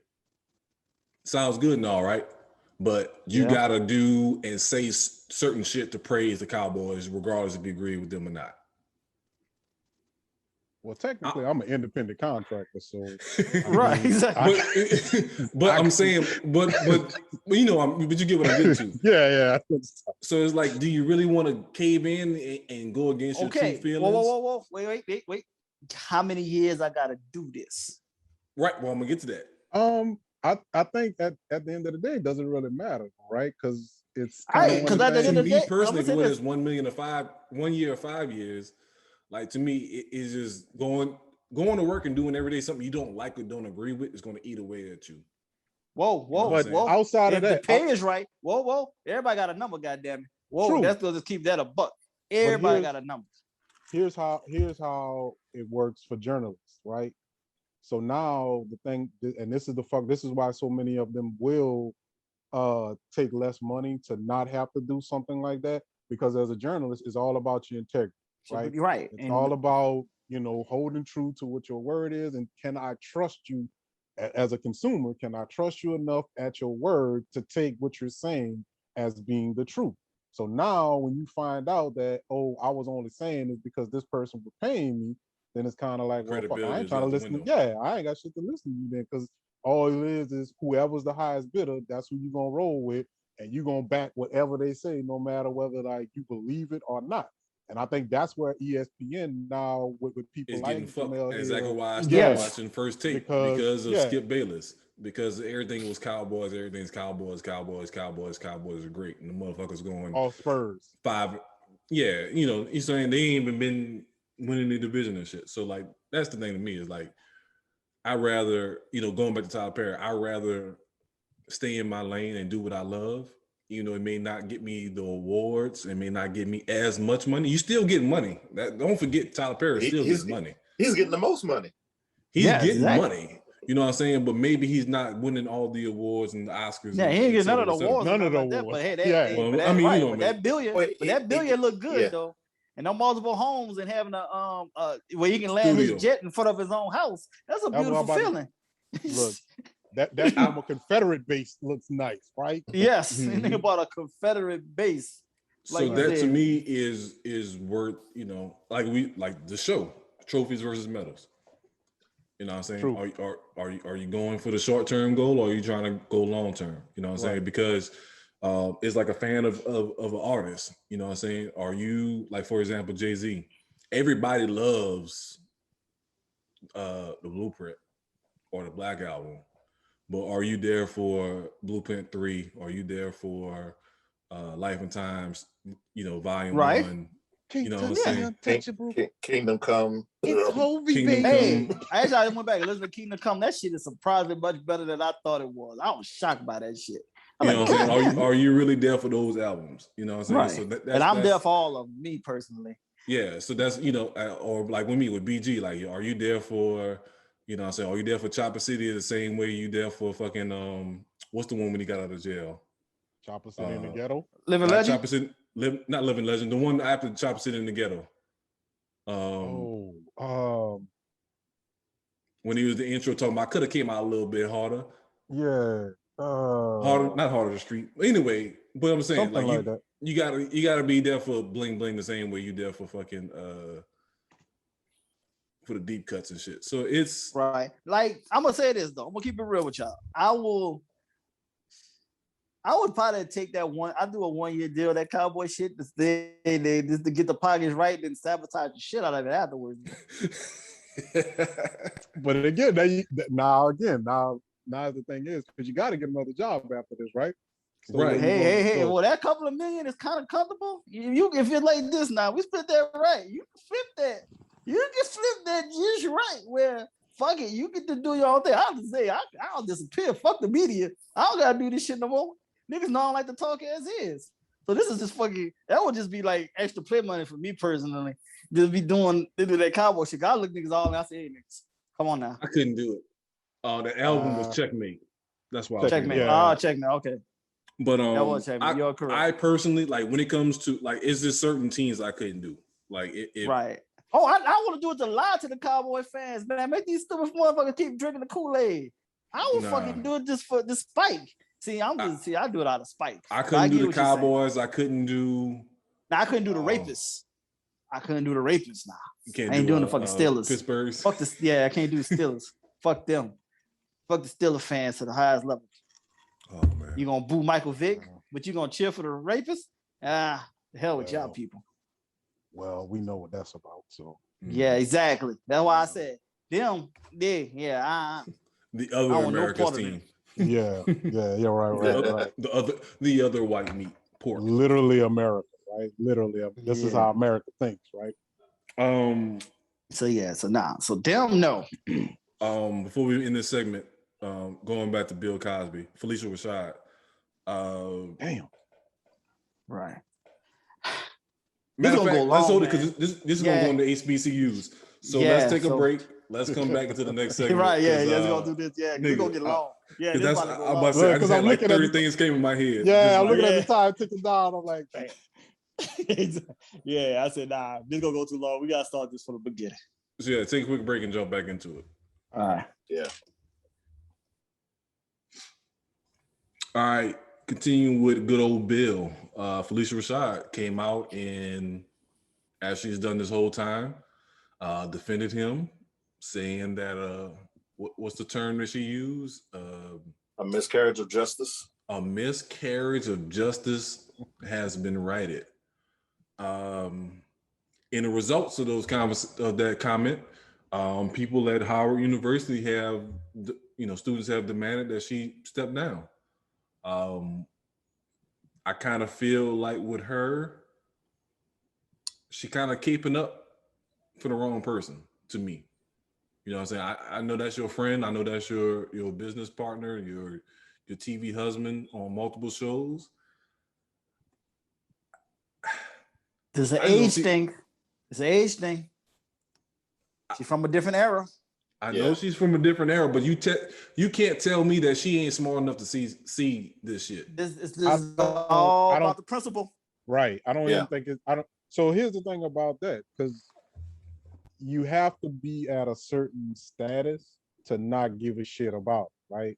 And I think Felicia Rashad is at that status and at that age too, where she don't give a shit about what people would think or care about what people feel about how she feels about this. Her thing is she's gonna stick up for her homeboy, she's gonna stay down for him, and that's it. Now I don't give a fuck if you like it or not, because at the end of the day, what you gonna do? I'm Felicia Rashad.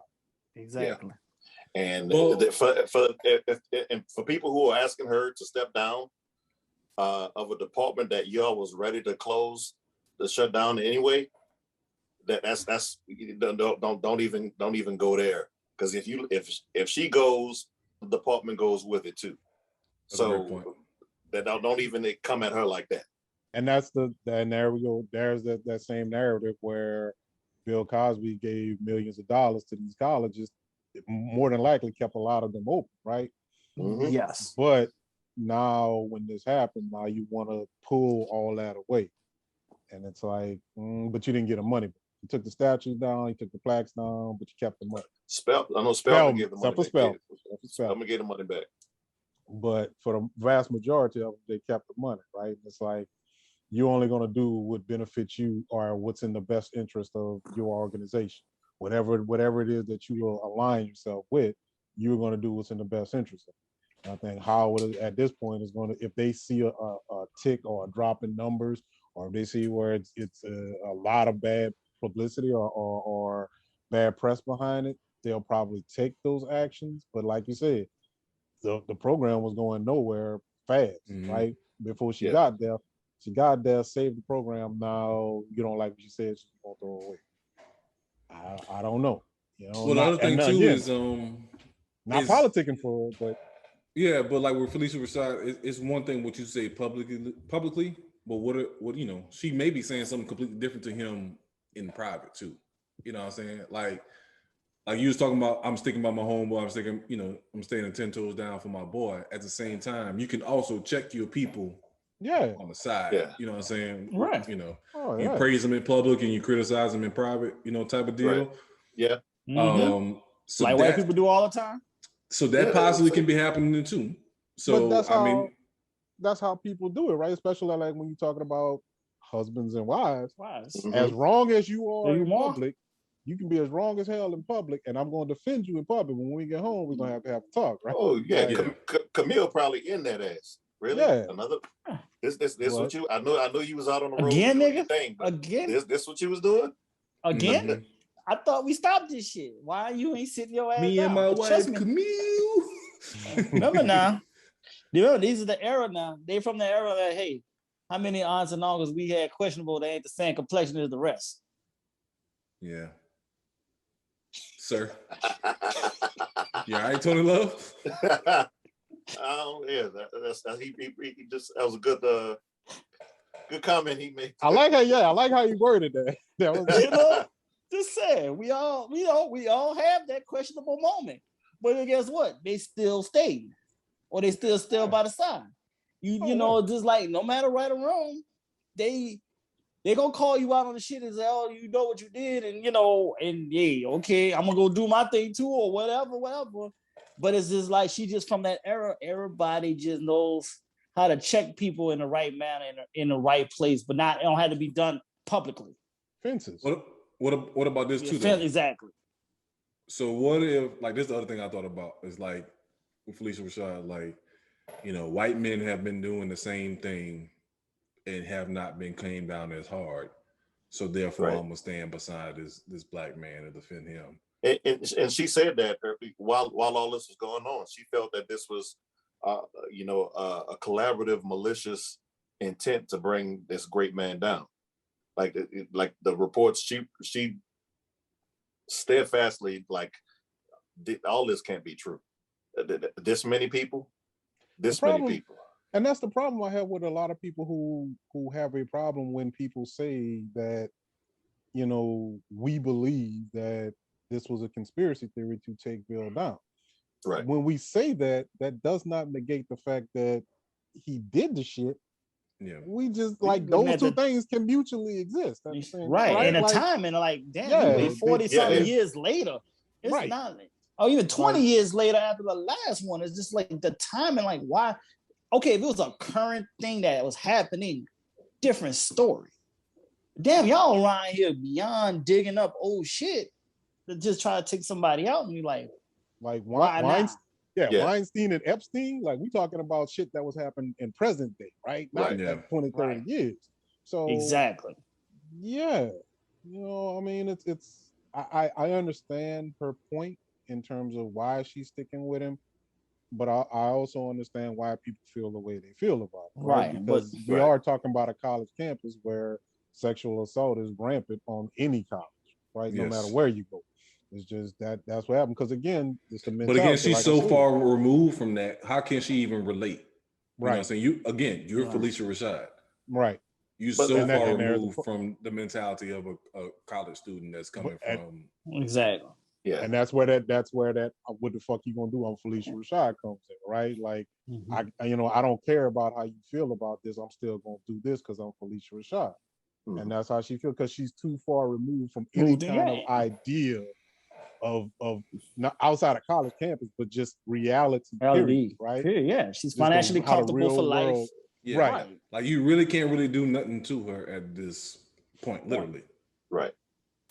And I think the thing for her also too is that she was in the trenches with Bill on that show from 1985 to 1990. Got something on that, yeah.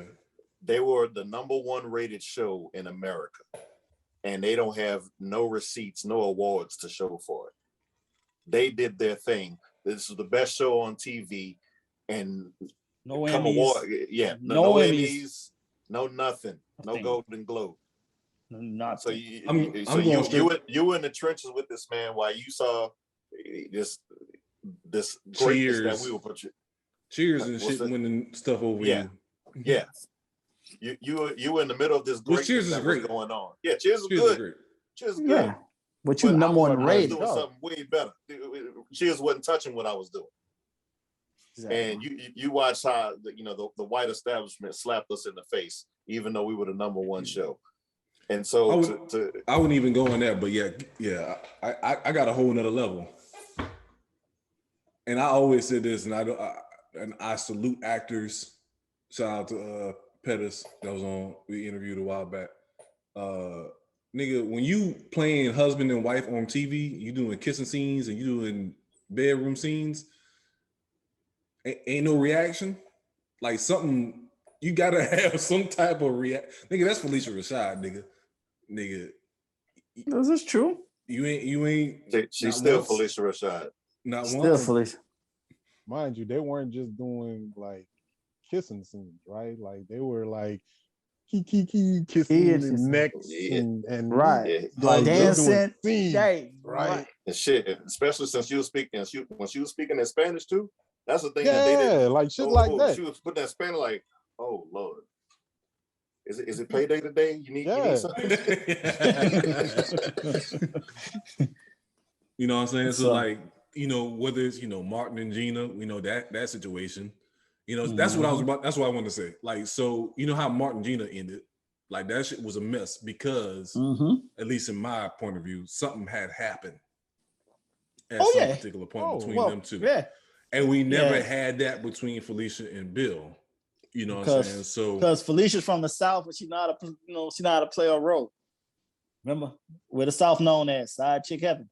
And she was married to Myra Rashad at that time too. So. That's what I'm about to say to him. And you know, Myra Rashad ain't no slouch. You know? Actually, yeah, but this Houston, actually Texas, not that whole time.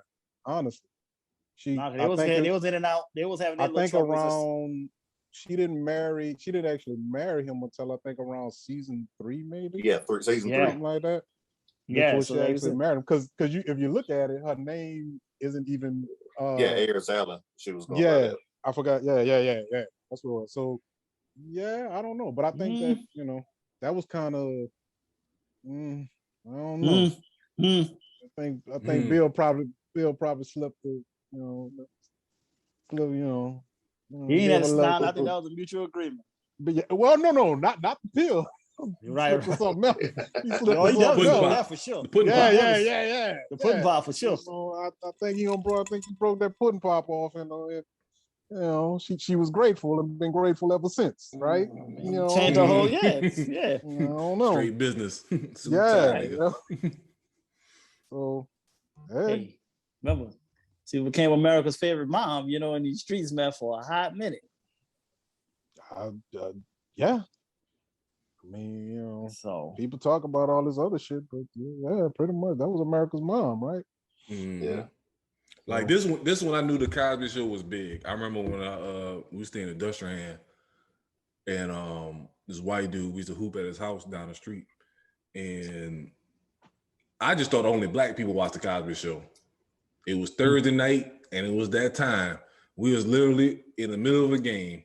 That motherfucker looked at his watch. It's like, I gotta go. And I'm like, this is like in 5th grade. He's like, man, the Cosby is on. I'm like, what, white people watch the Cosby's? That's when I knew it was like, okay, this shit next level. Like I just thought it was on the black people to watch that at that particular point. But nigga, he literally left the game, left us outside on the basketball court, on his court. He was like, nah, I'm gonna watch the Cosby. What game that was that Michigan won? I think they beat Temple, right? When they thought they was going on the Cosby Show, the coach told them, Bill Cosby said, y'all beat Temple, I'll bring you on the Cosby Show, which he lied, but still, Michigan went out there and busted them boys' ass, man. You trying to be on the Cosby Show, right? Yeah.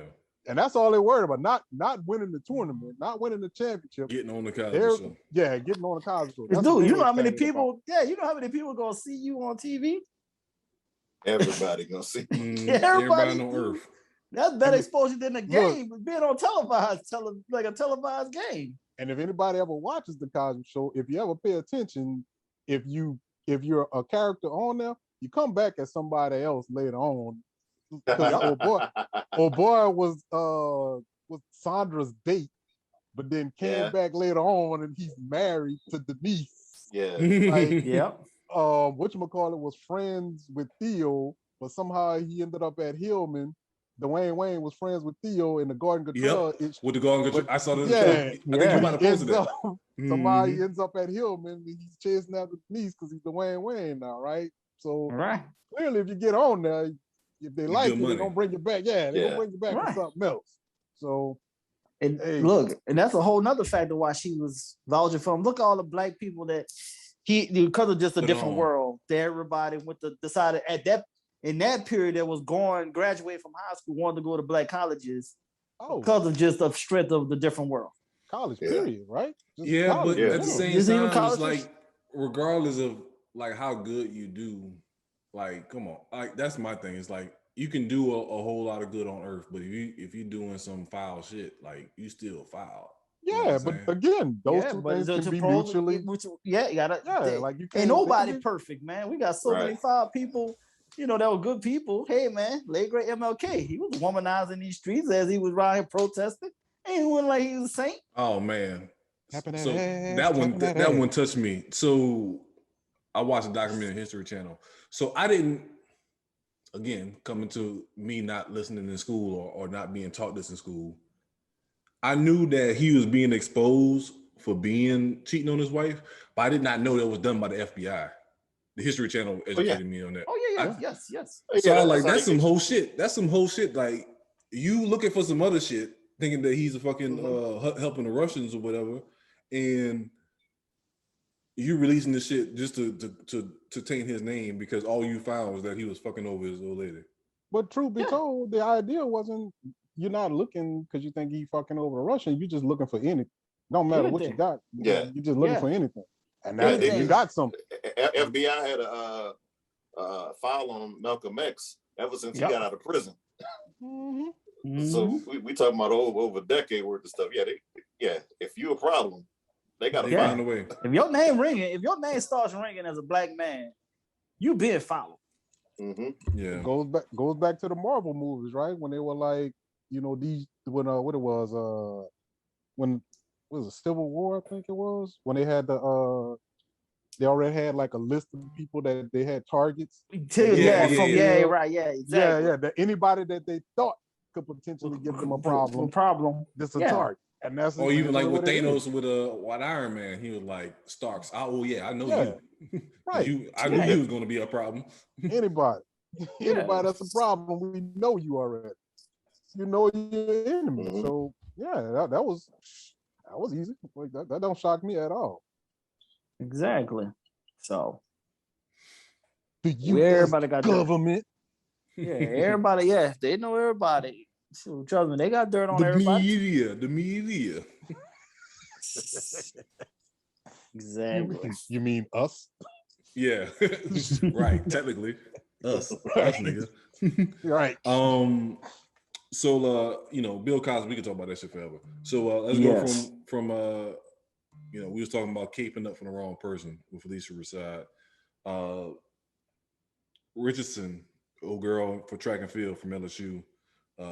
From Dallas? Cliff. That's my hood. Got busted for smoking weed, dirty piss. So originally she was being banned from the Olympics. Eventually they changed, they gave her a 30-day ban. I think people was caping too hard for her. To me. You know what I'm saying? Because my point of view is if you're gonna smoke, well, 2 points. If you're gonna smoke, can you at least wait till after the Olympics? Can you not do it in the Olympic year? Well, first of all, what happened to her while she did smoke, she got railroaded, first of all. And know she was young and ignorant. Remember, she was doing an interview, and the interviewer told her mama died right there on the spot. She had no clue. And she didn't even have no relationship with her biological mom at all, really. But then for her to find that out at that time, it shook her up. Now, there still ain't no excuse for her to go smoking, but she just went to the best thing that she was able, that helps her cope with her state of mind. Okay. And everything. Being 21, she with her only being 21, so of course she could smoke. It's easier for her to go smoke than get liquor. I understand that. So, I didn't know that part. Well, I didn't know that part in full. But at the same time, it's still bad. Yeah, it's still no any justifying what she did. What she did is what she did. But they understand what they just did is they just gonna die and making her more immortal now. Because remember now, this friggin' first of all, nobody ain't even giving a damn about this Olympics in the first place. No. Because it's on an off year. That's my point too. It's like why even suspend her for some shit that nobody really after the fucking past 2 years, nobody really noticed and pay attention like, oh, this is an Olympic year. Yeah, and the track and field.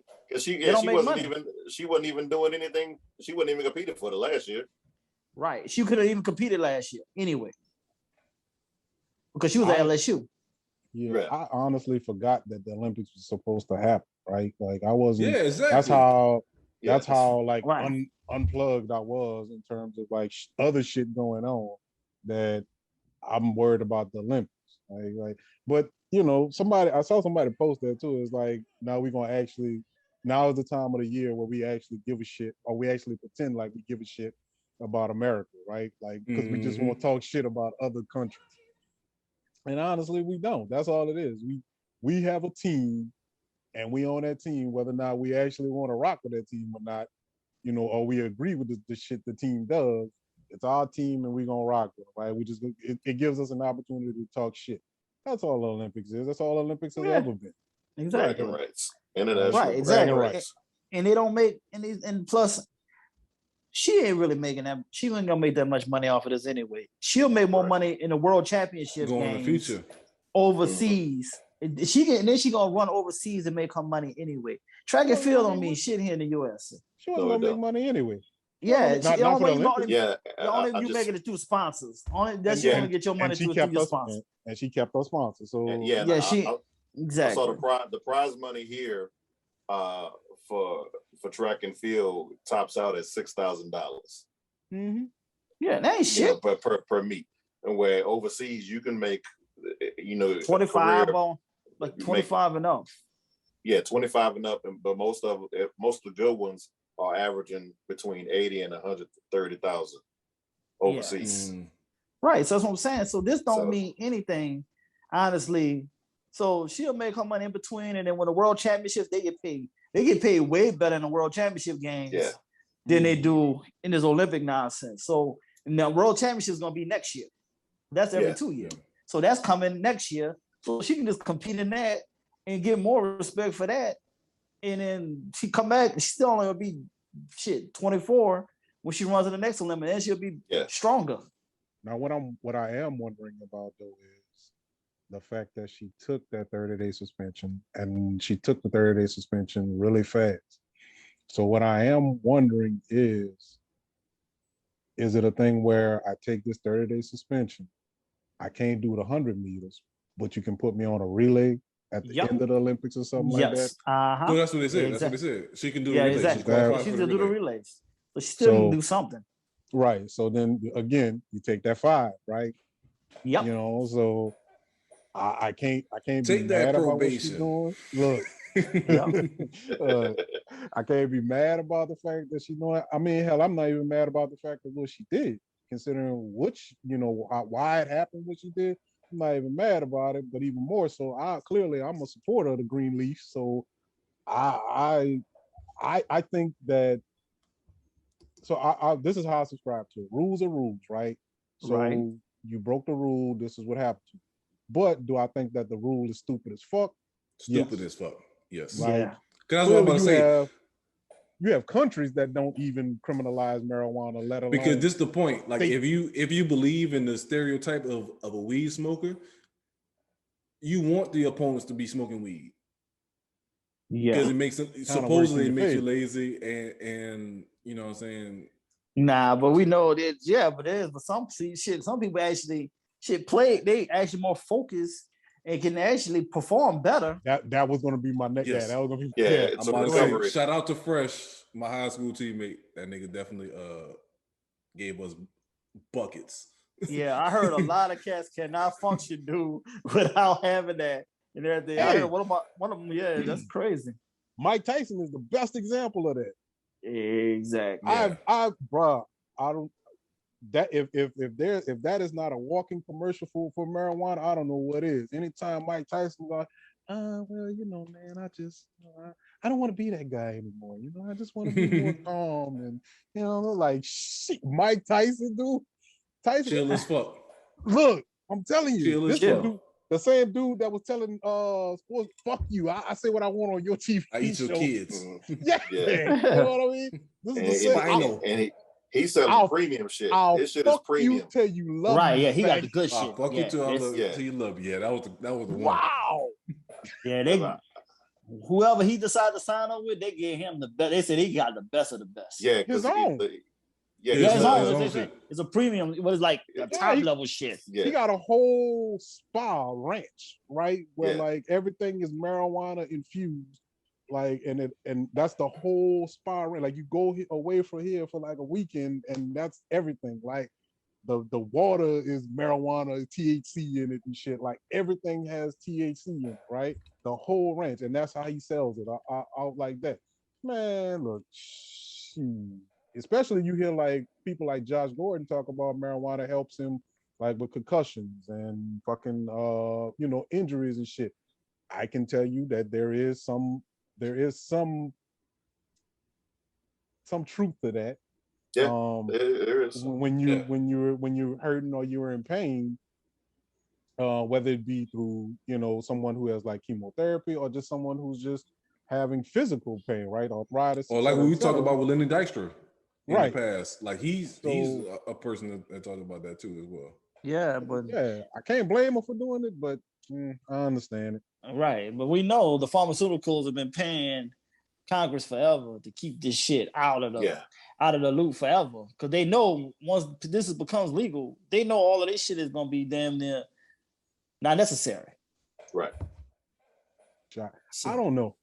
And I got certain things. I got a conspiracy theory about that. I got a conspiracy theory about that too.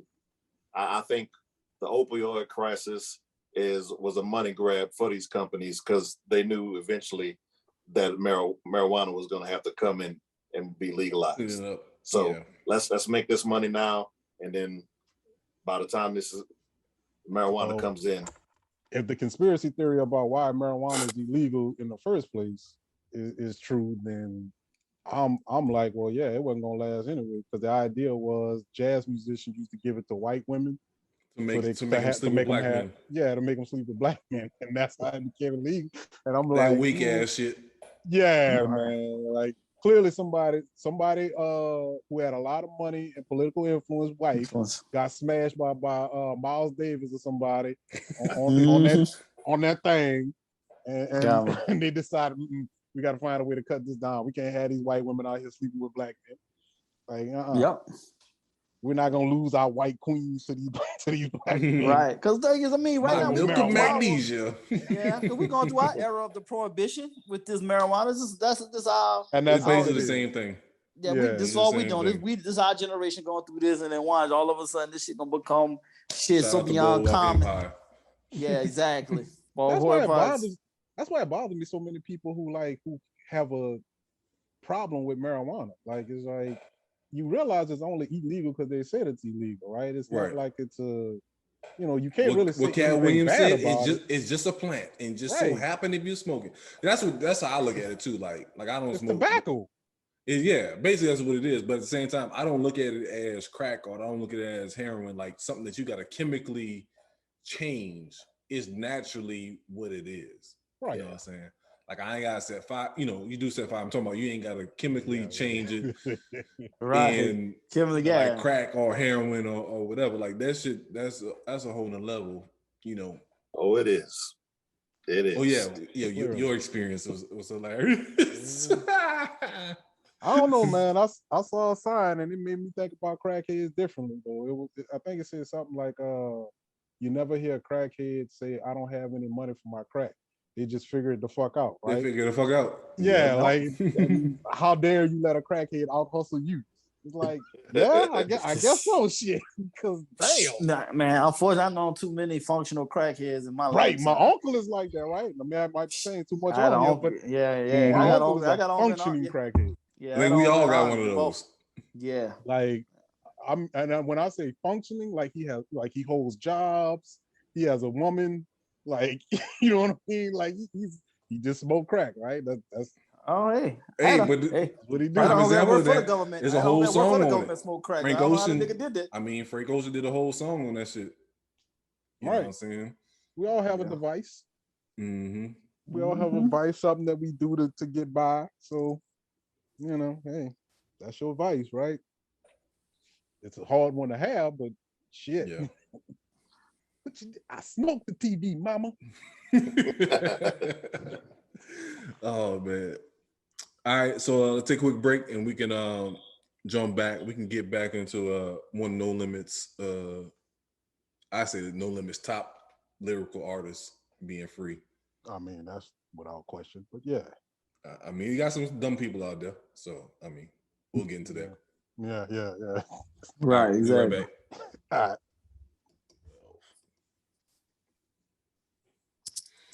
All right, continuing the theme of people getting free, but I think this is a different situation.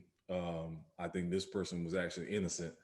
Mac, formerly of No Limit Records, was free this past week after, what was it, 20 years? 20, yep. 20 years. Basically, it was a shooting in a club where he was performing at, and they pinned it on him. They actually had one of the security guards come out and admit that he was the shooter. They did not listen. You know what I'm saying? Was it a Slidell or was it No, it's Covington, I think. Covington? Yeah. It was in Covington. So you know what I'm saying? Like, they had it on a record where someone admitting to taking a charge. But again, they put it on Mac. But, you know, after, you know, there's been rumors of this, he's finally free.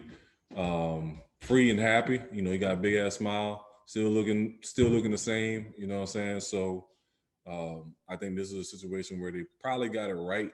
You know, I met him in person. He ain't the aggressive type, you know what I'm saying? So it's just, right. You know what I'm saying? I think it's a whole different vibe than what we were just talking about with Bill Cosby as far as someone getting free. I think this is, to me, you know, like I said, this is my personal opinion as far as getting it right with this particular case. Well, yeah, but you know, that's a typical thing of that the heat that No Limit was bringing around at that time. It was pissing off so many white folks for having money. It was pissing off the white folks because they was making so much money at the time, and they just wanted to make examples of anybody that they could, if it presented itself. If a situation presented itself, it seemed like they was being opportunists on it to just make an example. Not so much that they were making money; they were making money and moving into white neighborhoods. Right, neighborhoods. Yeah. On top of that, exactly. That was the whole Baton Rouge vibe that took over. That was a bad thing. Right next to you right next to the governor, nigga. That was not a good look. And then you right here getting gold ceilings and shit and put it on MTV and stuff. It wasn't a good look. Got a crib with an elevator. Mm-hmm. Yeah, so that was like we were saying with Tyler Perry, man. It's kind of like the same situation. It's like staying in your, you know, like for Master P. Maybe if he, you know, maybe he moved to Eastover, everything wouldn't been as chaotic for him. If he did have stayed in New Orleans, stayed out in New Orleans East versus going to Baton Rouge and expanding out there and getting. I think he had that mindset, like you know, Boosie been talking about. You know, you can't stay home, and so he thought Baton Rouge is not New Orleans, but it's still Louisiana, and like, technically, he never really was. It's technically correct, he wasn't really technically Louisiana. I mean, New Orleans anyway, because he really more blew up in California in the first place. He just came back home because it was cheaper to run the business. That's what it really was. At the end of the day, shit, he actually would have did better going to Houston. But not really. I take that back. Wouldn't have worked because he did better going to Dallas or some shit because, you know, Jay Prince on Houston, so that shit wouldn't have worked. Right, that would have worked. Yeah, he'd have just brung his ass here to Dallas. Been a little cheaper. Or fuck it. Could have went to fucking Mississippi, ignorant ass. Biloxi is some bullshit. You can punk Suge Knight. You can't punk Jay Prince, right? Right. He can't. He can't. Right. Let's say that. Right. Yeah. He knew what he could and can't do, and he knew it was a different energy. Well, he went to school in Houston. Remember? Yeah, so he already knew the climate. Yeah, he already knew the climate was going on in Houston with Jay Prince. California ain't big enough for the two of us. But when you move, right? Hey, you talk shit to Suge Knight. I don't know if you can tell that to Jay. I'm about to say, try that with Jay Prince if you want. Yeah, nah. Jay, this is about respect. You know, he be all calm talking to your ass. We can't do anything if there's no respect involved. Bad news don't follow you home, right? Exactly. This is a whole different kind of energy there, man. With just too laid back for it's all good. You can't. Right. You never see this man do nothing to anybody, but it's like everybody tread lightly when he around. That's the type of people you want to mess with. It's done for a reason. Scarface said it on Questlove podcast that I'm more worried about Jay Prince than I am about Donald Trump. Right. So y'all need to go on with it. Gotta relax. It's the same man and has beat the feds 5 times. So what else can we need to say? Legitimate, right? Yeah. But back with Mac though, like people forget before he went in jail, one, Def Jam tried to sign him. Yep. So that says a lot to say that this is a guy that's, in New Orleans and not really even ringing at that particular time, that Def Jam saw the talent in him. And then 2, you know what I'm saying, even after that, like he was low-key the best lyricist on No Limit. I know for us, we know better, but I think for the general public, not low-key. I think for the general public, like the public didn't know. The general public did. All right, I know for me, this is my top 3 when it comes to lyricism. Mac, Mia X, Mystical. Like that's that. Like to me, like yeah. That's why I kind of say Mystical like a little. I guess I don't, because I don't know if I don't look at Mystical as true low limit. Like he just came for like a quick minute and was gone again.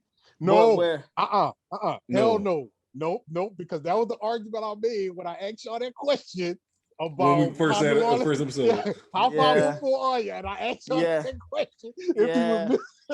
I just kept quiet. I kept quiet, but I went with everybody else. No, I consider him no limit. Limit because he embodied so many of their albums. You know what I'm saying? Like with that was just P. No, that just P was marketing the white way, and then it was robbing us blind. That's what he did. He treated it like straight up. But like you said with Fiend though, like Fiend is a musician.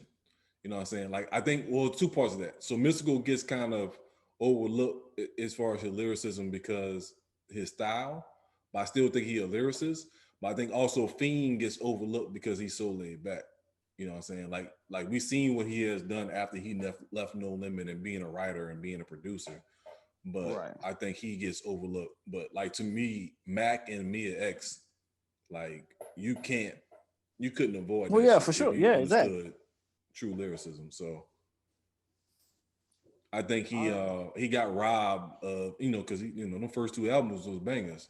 You know what I'm saying? And then that shit happened, and who knows if he would have went elsewhere after No Limit started crumbling or whatever the case may be. Oh, he would have went elsewhere for sure, and I think he'd have blew up more because I like that was like imagine him going side by side with Ghostface or somebody like that. Right. I don't think the production worked for him. Those beats was, I think, too fast and too loud for him. He did it more laid back or more East Coast type beats, and you really would have heard him better. Would have been a character on Vendetta. Definitely, he would have been a character on Vendetta. Eventually, at some like that was because like you said, no Limit was a sinking ship when it started. Honestly, like, that's when he really got on. It was really sinking. It was really sinking by the time he got on. And I think that's why they didn't get to push the songs. His albums didn't get the push that they deserved. Right. It was more so urban legend as far as knowing when. Yes. Because I ain't gonna lie, my little cousin. I remember when the first album came out. He was like, "Yo," because the spot in the Plaza they had usually get it early. He like, "Yo, I got the Mac album." I'm like, is it? And I was like, questioning, like, is it good? He's like, nah, nigga, it's Mac. And I was like, okay, good. If it's him, I'm talking about Music Center. Yeah. That's why I'm laughing. But we used to get that shit early, like, say the album come out on Tuesday, we get it on Thursday or Friday before. So he was like, nigga, nah. He like, no, it's legit. They let him be him. You know what I'm saying? So it's hard to imagine what he could have been. I feel like he got robbed, basically. He definitely got robbed. I think anybody that challenges Mac's lyrical skills, the song I would point to is Is he your favorite rapper? Does he really got skills? And I can't remember the name of the song. Oh, I'm about to look it up now. damn, but that song right there, if you got any question about his lyrical skill, that song that answers all your questions there. You either love him or hate him on that one. You either think he's trash or he great. Because that's the only two answers you got listening to that. Like, just the song itself, bro. Like, just what he's saying and how he's saying it and the way he's able to tell the story like that, bro. Like, that's what got me like, oh, no. That's hip-hop. That's his top. Okay, man, damn. You gonna call it? Okay, you better rip that calling it that. Man, yeah, on the second album, because matter of fact, Fiend's on there too with him talking in the background. Yeah, that's the truth right there. Like that album there, that's yeah. But he did the same type of song on the first album too. So oh yeah, but he just like the concept that he had, like his whole shit was like different. Like he was like he really was like an 80s rapper on the limit. Cause like both his albums had concepts where that shit wasn't even existing anymore. You know what I'm saying? Like the whole World War III, like the whole war shit on the second album, like people wasn't doing that no more. What was the one he did with Michael Jackson? I can't remember the name of the song, but it was like sitting beneath the sun, right? Yeah. Contemplate. Do we live? Like that. Do we live when we're born to die? That's on the second album too. Yeah. That like. Cause the interlude before that kind of led into that song too, as far as like genocide or whatever. That song too was crazy too. So it's again, he was just way beyond what No Limit was trying to do. Like he was just, and that's the problem. He just didn't fit in. Like same thing with Soulja Slim. That's like Soulja Slim was trying to build his own shit, and like again, somebody was just thinking way beyond what P was doing at that particular point. You know, so same thing with Mystical. That's why Mystical, you can kind of say he really wasn't No Limit because he was bigger than No Limit. Like he was too big for No Limit at this particular point. Like he was Jive / No Limit. So right. I don't know, man. But again, that still gives salutes to P to even get them on paper and sign the paper and get bread off them too. I will say, well, that's what I'm about to say too. But I will say, from what I understand, I haven't heard anybody come to say the contrary. P didn't like try to fuck over him and hold him to those contracts either. It was like, he didn't. You know, like, all right, you got this going on. All right, well, cool. You know, he'll let you go. He'll let you do other shit. That was the whole point of them doing those little groups too. Remember the Tank Dogs and then the Ghetto Commission. You know, not Ghetto Commission. What was the other little group like that was like the 504 Boys? The 504 Boys. Like they did all that shit because TRU. When Snoop did the East Siders, because he was still on No Limit when he did the East Siders or whatever. So like little shit like that is like he wasn't trying to handcuff people. So that like P gave that freedom to let you do your other shit. Like, you know, Mac and Fiend had the Psycho Wardians. Like they were still doing mixtapes and shit at the time. He wasn't holding them to that. So it's like it's, you know, you give him props for understanding the bigger picture. You know what I'm saying? As far as when it comes to P. You know what I'm saying? You know, even though when we talk about the bigger picture, when we get to the UGK shit, that's a whole different situation. But I mean, that might be just a New Orleans outsider type shit. I don't know what broke down between Pimp C and P. And this Pimp C being Pimp C. Are you talking about when they tied him to a tree? When Pimp C, from the stuff I've Pimp heard, C being Pimp C. When P came to the hotel room and beat up Pimp C. Yeah, when they tied him to a tree and beat him up. Yeah. Pimp C being Pimp C. Goddamn it. He say too much shit he don't need to be saying. But so Pimp C always jumps to conclusions on shit that he sometimes don't even know the full information on. But this is what I'm saying though. Like from the point of view is that we all know that Master P will come to you when you got a hot song and take it. Right? So that's kind of what he did with UGK a lot. So, but at the same time, you still getting bread off of it, right? Because that's the same thing that UGK did with Jay-Z. So what's the fucking difference? You know what I'm saying? So if you got a problem with Master P doing it, then you should have a problem with Jay-Z doing it. But I think the difference was because you coming from Houston and see somebody from New Orleans, like, oh, you small fish. I ain't gonna have that same energy against somebody coming from New York. But I think the Jay-Z happened after the peace. I know, but I'm saying, right? but yeah, if he he had a learned problem, his lesson. Yeah, but right, I'm saying, and I but think if you that's have what it your, was. if you had, but you know, he might have learned the lesson. But if you had the same problem with P doing the thing, then you should have a problem with Jay-Z taking your fucking song and making it a fucking multi-million-dollar hit. I mean, isn't that how it always works? When your mama, That's how it works. That's when what your the mama business whoop your is. ass, you learn a lesson, though, right? Your mama Yeah. whoop your ass, you learn a lesson. Hey, Yes. that's all it is. exactly. Literal ass whooping. Look, an ass whooping. Was You learn real quick. You catch a certain kind of ass whooping, you learn real quick. But the other thing people forget though, P is what, 6'5"?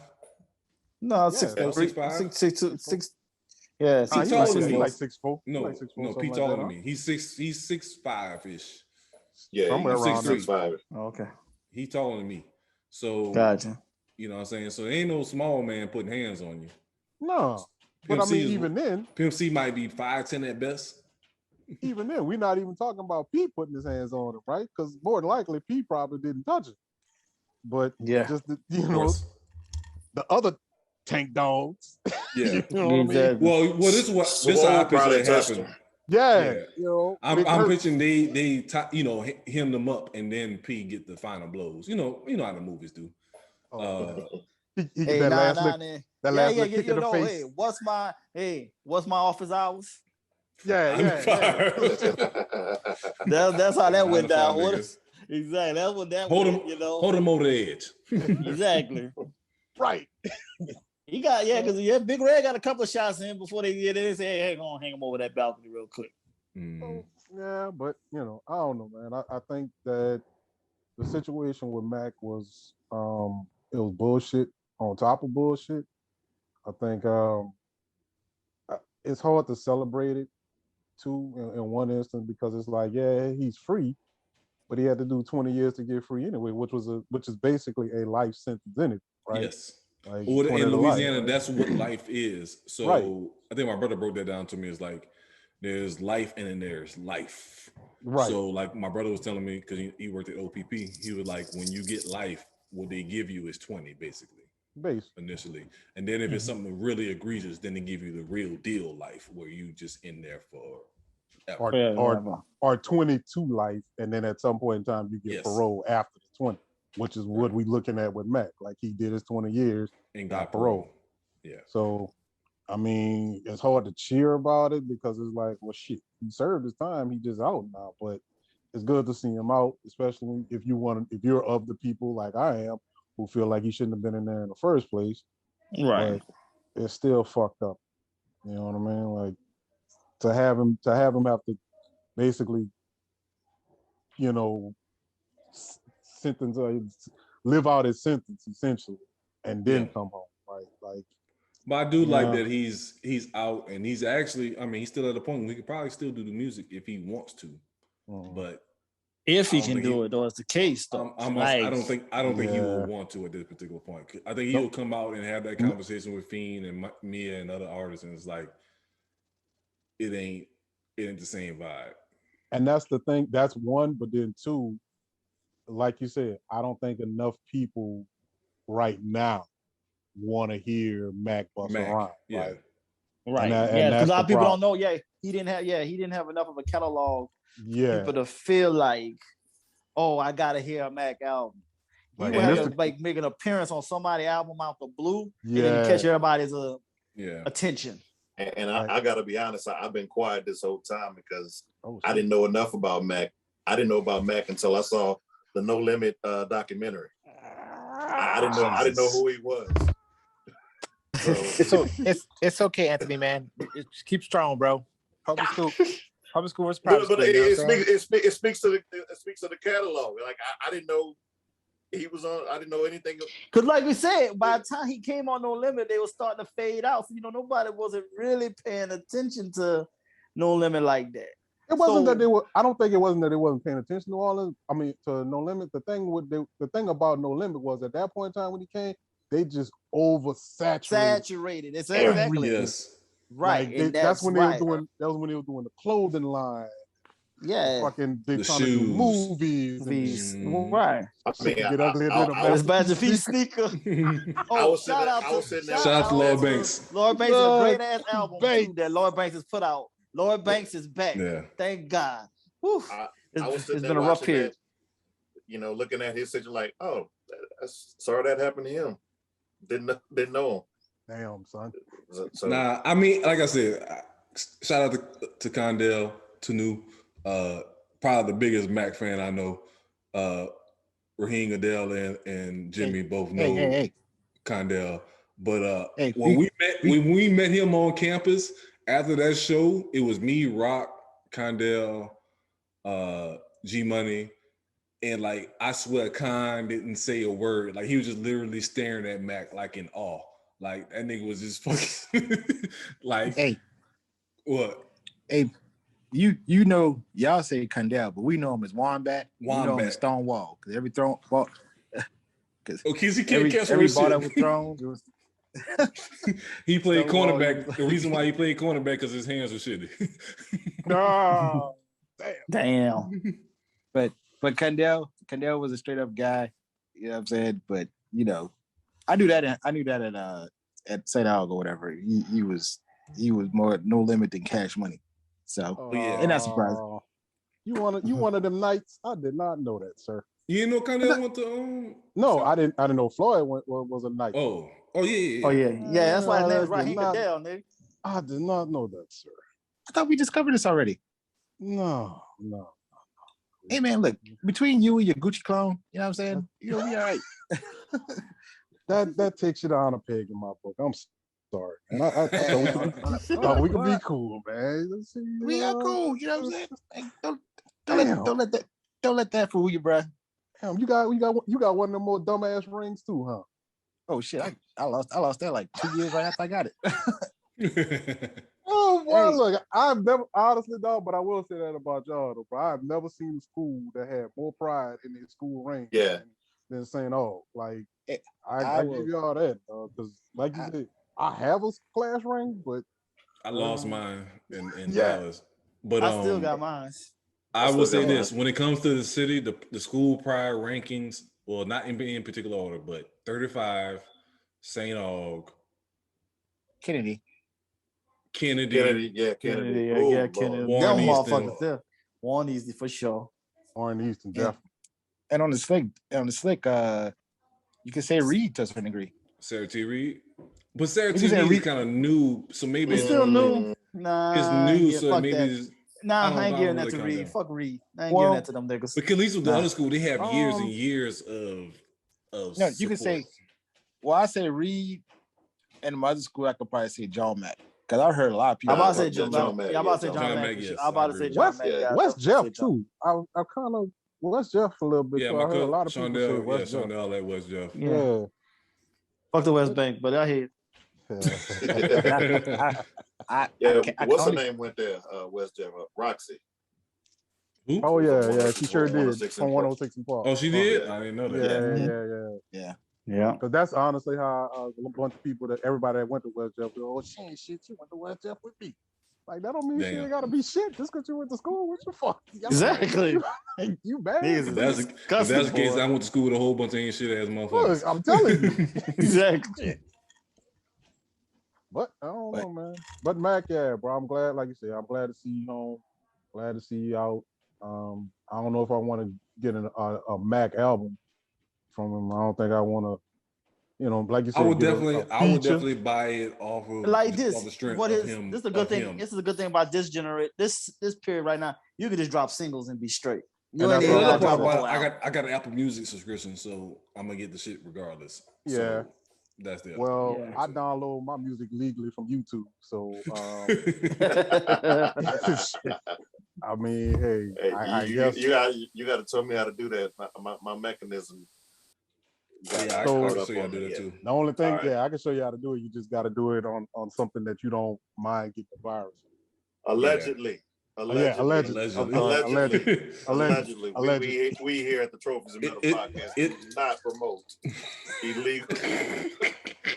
illegally downloading of content Oh man, yeah, it's good. It's good for mixtapes and shit like that. So yeah, all albums is hard to find. Yeah, and that's really because other than that, everything else is pretty much on like Apple Music. Like I'll give you an example. The last thing I probably did that on YouTube was Tech Nine's album, the old Tech Nine from UNLV shit. Like I can't find that on anything, Spotify, Apple Music. No, you ain't gonna find that nowhere. Yeah. Good YouTube right there. I found it on Amazon, but they were trying to charge like $100 for it or some shit like that. I'm like, it sound like a robbery. So it was a robbery.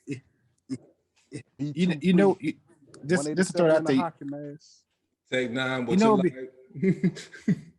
I actually was gonna say that. I was gonna say if Mac can get a song with Tech 9 and Royce to 5'9", I think that would be a good match. I think anything that's a lot of recklessness. No, that man ain't trying to go back to jail.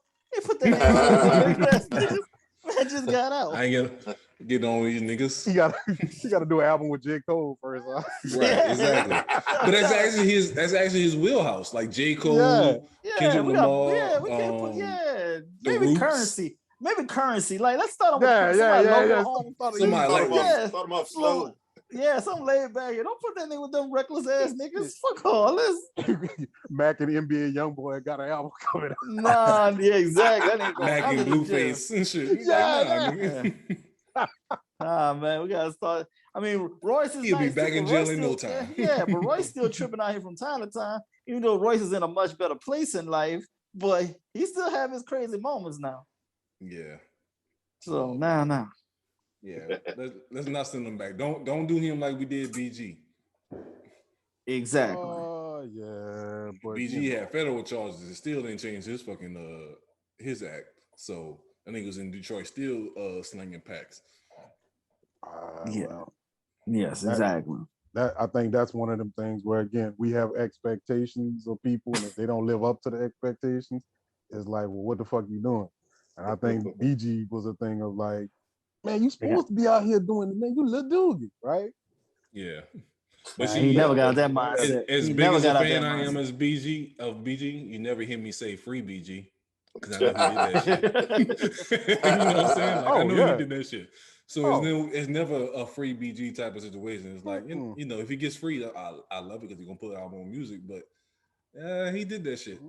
He definitely did that shit. Yeah. Like, they try to get him to snitch on some people recently, and he's like, nah. Do it.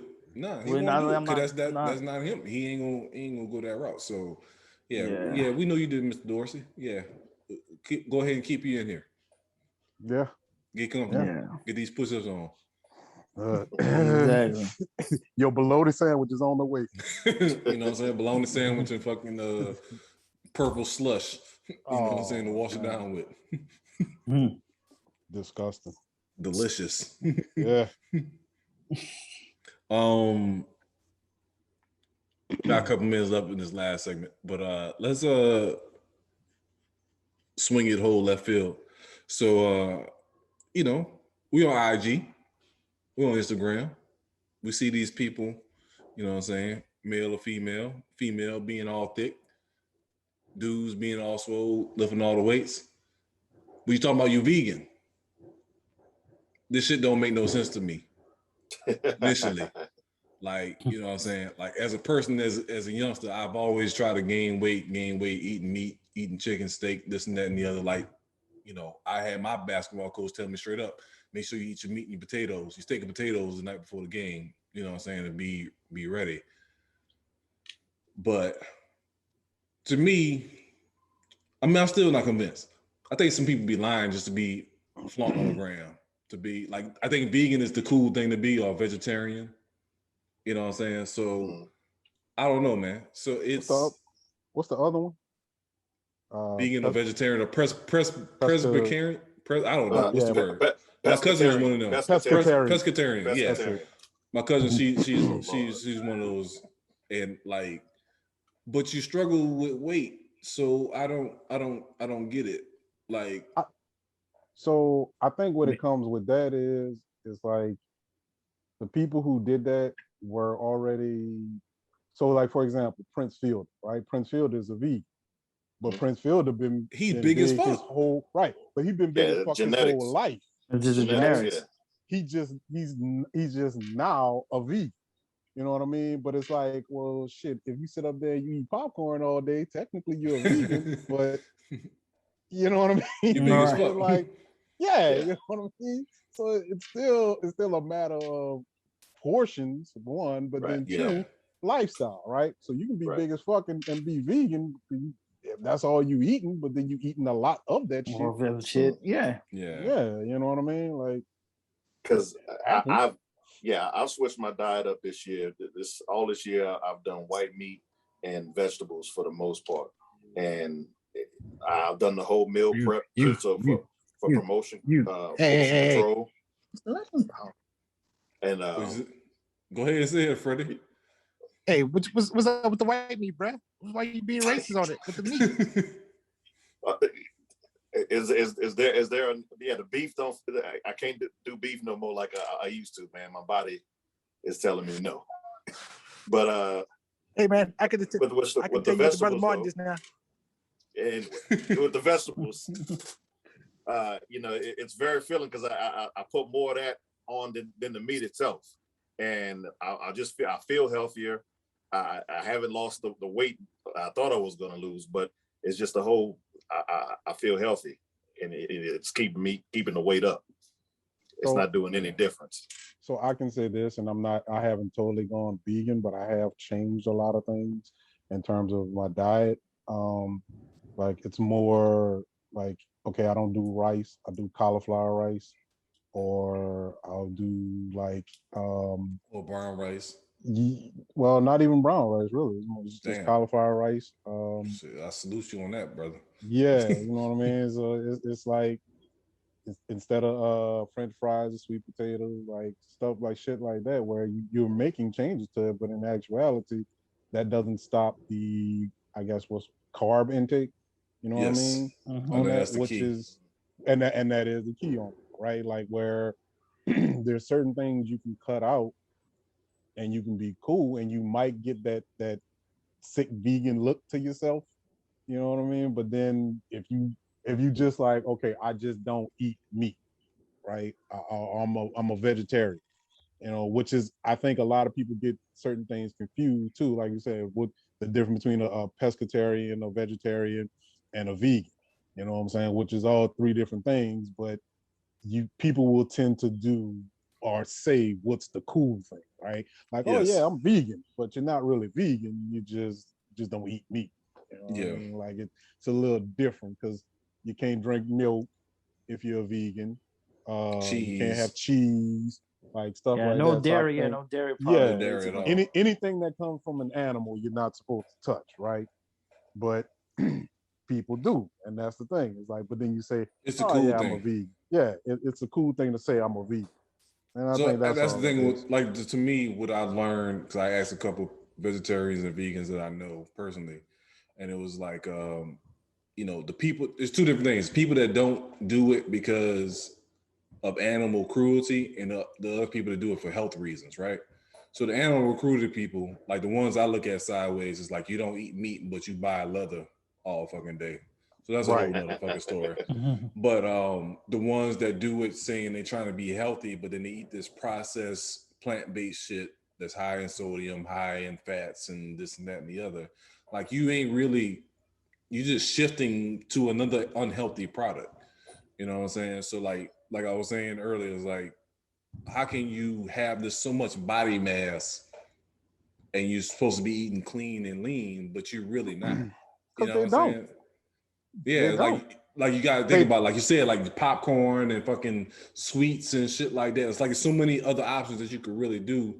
Like I didn't think about that because I'm not breaking down my food like that, but like it's so much shit. I'm eating healthier now than of course what I did in my 20s, but it was just so much shit that I realized like you can technically be vegetarian or vegan and have eating this unhealthy ass shit. You know what I'm saying? Like the people that eat like fried, fake ass fried, vegetarian fried wings, it'd be like cauliflower or bean based or whatever, but you eating fried foods, but you're saying it's, it's good because it's not vegan. Yeah, like that's stupid to me. Like the worst one I saw was vegan oxtail. What the fuck? Go have a seat, buddy. Like that shit don't make no sense to me. Like, but again, it's also like you said, it's the thing you eat too. So it's like Burger King, I remember had the unbelievable burger. That was the whatever it's called. The Impossible, yeah. That was the Impossible. worst burger in terms of like. That's what they said. That shit is worse than the meat. It was worse than the actual meat because they had so much like sodium and other processed stuff that they put in that burger that it actually made it worse than if you just had a regular burger. And I think that's what when you're talking about vegan and stuff, that's what we're talking about. You buy this stuff because they say it's gluten free or because they say it's it's healthier for you. Hell, I wish to this day my father was still alive because we might have a lawsuit. Because my father used to eat these cookies that they said they swear to God they were for diabetics, right? Yeah. Had more sugar than regular Oreo, right? But that's what it was. Oh man, it's for diabetics, right? You're supposed to eat. It's sugar. It's not sugar free, but it's it's diabetic cookies. And I can't remember the name of them cookies. They don't even make them no more. But I think a lot of people probably would have a lawsuit. Had to, because that was the only way they were gonna stop making that kind of shit like that. Hey, but I think when it kind of comes to vegan and any type of food lifestyle, you gotta. I would say us as blacks need to probably go to our doctor and actually have an honest conversation because each one of us can process food a lot differently. You know, Batman with his long neck or whatever, he can eat all the rice he wants. You know what I mean? You know what I'm saying? Wow. You know, Tony or whatever. You know what I'm saying? You know, he might process carbs a lot differently. You know what I'm saying? You know, but he is sleeved today, you know what I'm saying? I'm kind of disappointed, you know what I'm saying, from Vegas. But he ain't got the guns out.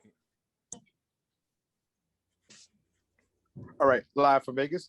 Yeah, I pretty much say when it comes to food or whatever, I think, we all can eat the same thing, but it would affect us differently. And to be honest with you, I actually heard it was kind of funny because you would kind of wonder why people kind of stay a certain size based on whatever the case may be. But you really need to probably go to a doctor and see exactly how, like a food specialist, see how food processes in our body. You know what I mean? But that's not a conversation that we have as black because, we will eat. I mean, so we put a blanket on everything. That's a good point. Yeah. Yeah. So I mean, for the most part or whatever, I just think that, like in a desert, when I got deployed, this guy, he decided to go vegan. He would eat a lot of nuts as replacement for protein and work out. We worked out as much. He gained weight. I mean, while I just practiced calorie intake, that was my thing. Mm-hmm. I just was like, hey, look, I'm not going to change exactly what I eat, but what I'll do is I'll kind of monitor how much I eat because, whatever. And it worked for me. That's how I kind of approach, dieting or whatever. Because to be honest with you, our body, we kind of overly eat on a lot of cases, you know what I mean? And, for the most part, like one doctor said, he's like, hey, look, you're eating, but you might just be thirsty. So before you eat a meal, drink a glass of water just to see, how you feel about it. You know what I mean? And for some of us, that's a hard adjustment because we're used to sodas and, stuff like that. You know what I mean? So. Well, that was one thing for me was like I remember people talking about this, like sodas alone, like cutting out sodas alone changes your whole body type. You know what I'm saying? How your body responds. So like just cutting that out alone was an achievement in itself because my mom's, she'll live by, die by Coca-Cola. You know what I'm saying? Don't bring me no damn Pepsi. Don't bring me no RC Cola. Bring me a damn Coke.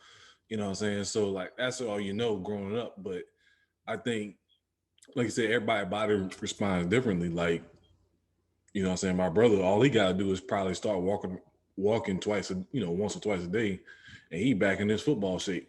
You know what I'm saying? Can still eat whatever the fuck he eats. You know what I'm saying? And everybody just respond differently. And I think for me, that's my issue, right? So it's just a thing of like being active. So being active and well, three things really. One, being active, like just simply, like you said, just walk for a little while or whatever, 30 minutes, 10 minutes, whatever it is. That's one. But then two, I think being a product of Louisiana is an issue for me as well. Thank you. Yep. Everything is rice. or some type Fried. of carb. Yeah, like, because it don't matter what meat you get, you're gonna get a roll, right? No matter where you're going, you're getting a slice of bread, a roll, something. You're gonna get some type of carb with it, even if it's Rice. And then sometimes you get multiple carbs, right? Double, you get rice, you get rice, you get macaroni, and they throw a piece of bread in there. So it's like, not to mention that the chicken is probably breaded as well, right? So the problem really for me was carbs more than anything. Like trying to stay away from that. Yeah, that's my thing. I'm trying to figure out a way to maybe not cut out carbs, but like limit carbs and see if that helps. And that's why I say you just cut it where you can, right? So instead of doing rice, I do cauliflower. Instead of doing, because I actually have cauliflower flour, right? So anytime like you do a gumbo, which is another thing we don't think about either. Like you're putting flour in a gumbo, right? That's how you start a roux. Get the roux. So Damn. so that's carbs, right? Shit. You know what I mean? Right. So it's just like everything in Louisiana starts. It's the root of it Carb is based. carb based. Now that comes from slavery, obviously, because the carbs keeps you to be able to work harder and stuff, which is why you got red beans at the beginning of the week. Yeah, you got red beans on Mondays or beans, period, because that's how you start your week off, right? So over. Yeah, it's just a thing of like not being around here or being around here contributes to a lot of how people are structurally built. If to put it correct, politically correct. Yeah, because there ain't too many vegetarians come out of New Orleans or New Orleans area. Yeah, I don't understand none of y'all people and y'all problems. This is not on my problems. You don't eat, period. So that shit don't count for you. Exactly. I'm an anti-food nigga, so I don't give a damn what y'all speak That nigga of. be, what's the shit on the fucking sci-fi movies and they get the liquor shit? That's what they get that shit pumped through his nose or whatever. That's anti-king. You know what? And you know what's sad? Honestly, bro, there have been periods in my life where I'll work somewhere or do something. Like when I was a correctional officer, I probably only eat once a day. But that was the time where I gained the most weight. For whatever reason, I just gained the most weight, but I'd only eat once a day. And it's like, that's the crazy thing. It's like, I'm one of them people that I have to have like meals, but small meals throughout the day to just kind of like sustain me to going. Otherwise, I get that one big overly, glutton meal. And now, I'm 60 pounds overweight or whatever it is now. And it was quite the opposite for me. I lost the most weight working at Domino's. When I worked at Pizza Hut, that's when I got real. Because I didn't want to eat shit. Because one thing, it's a high speed thing. Yeah, Friday night, Saturday night, and we had 2 for Tuesday, so we was in up there. You getting it out. I mean, it's like me working at the movie theater. I was running up and down them stairs, so you got to think about that part of it too. It's like I had access to popcorn and hot dogs and nachos and shit like that, but I was also fucking sprinting up and down the stairs like 20 times a day. But but when you're working there, you don't really eat that shit either after a while because you get tired of it. Yeah. Because people be talking, man, I don't see how you could work at Pizza Hut. I'd eat all day. Like, no, you wouldn't. Like, that's why you used to give it away to me. Especially if you know how the sausage is made, quote unquote. If you see how this shit is made, you get tired of it real fucking quick. Especially pan pizzas. Oh man, there's so much goddamn grease in that pan. Mm-hmm. I was like, bro, I don't see how people eat this shit. I mean, that's like when I started working at McDonald's. Like when I was working at McDonald's in high school, like I didn't eat McDonald's from like junior year of high school to like maybe into like 2 years into college because, like you said, I know how the shit is made and just seen it firsthand. It's like, you know what? I'm sick of this shit. Hey, can we go back to this pan pizza or whatever? Go ahead and explain it, bro. You know what I'm saying? I need to know. So the idea is how just the dough, right? So the pan is about maybe this big for a pan pizza. There's about this much grease in it. And then they put like it's like a big pump. And you just pump grease into the pan until it gets to about that full. And then they take the dough and they just put the dough on top of that grease. And that dough soaks the grease into, the grease soaks into the dough so that when it cooks, it rises, but it doesn't burn anything, right? But it's just a shitload of grease that dough is just swimming in. until you come put, because they put it, you got to put it in another little kind of freezer thing for it to all soak in, and then the dough gets bigger, expands, so that way you don't have to use as much dough, one, but then two, it helps when you're cooking it so that nothing burns like that, or are you putting it through that oven like that. Oh, but that shit is crust for me. It sounds delicious. Hand toss. It sounds delicious, man. Appreciate it, Jimmy. Yeah. Look, allegedly, on certain Saturdays, allegedly, I had to make some extra pizzas for some people, allegedly. That, whenever a new movie would come out or something, I'd go to this. I don't know, some movie theater. I don't remember the name of it, but there was a movie theater. Yeah, it was where my entrance into the movies was I provided the snacks, right? Like that's how we ran. Like, so it had its perks working at Pizza Hut. It was a nice time. Fuck Lundy Enterprises though, motherfuckers. My check bounced. Wow. Bro, my paycheck bounced, nigga. I ain't never heard of no shit like that in my life. My fucking paycheck bounced. Like, that's how bad Lundy Enterprises was doing. My paycheck bounced. That's why they got rid of them. Oh, hell yeah. They had some real shady shit they was doing over there, bro. Like, it's sad because it was a black-owned company, right? You want to see them do good, but god damn, dog. Like, y'all just didn't give a shit, right? Nah, granted, my managers didn't give a shit neither, because you go over there for their Christmas party. It's like a lot of these ingredients look familiar. I don't know where y'all got this from, but it's them hot wings don't really go with Christmas, but I guess I guess you could make it work. I don't know. No. Good times. Yeah. Good times. All right, Tony Love, this your time, man. What have we learned this episode? All right, we learned that CP3 is Gene Upshaw's grandson. Phil Jackson is more disloyal than he is racist. Diversity is Sean Bradley in Space Jam over Scottie Pippen. That's diversity. Bill Cosby is still Billy from Philly. Our expectations of him do not matter. Y'all better leave Felice Rashad alone. Go ahead on with that. All right, Howard. Next, let Weed do his thing. Come on now. We all got our ailments. We all going through some. Let Weed do his thing. Mac was the best lyricist on No Limit. I have to go research that. Jesus. As much as we love BG, we ain't saying free BG. Little dude. He did that shit. And vegan lifestyle is suspect. It is suspect. Oh man.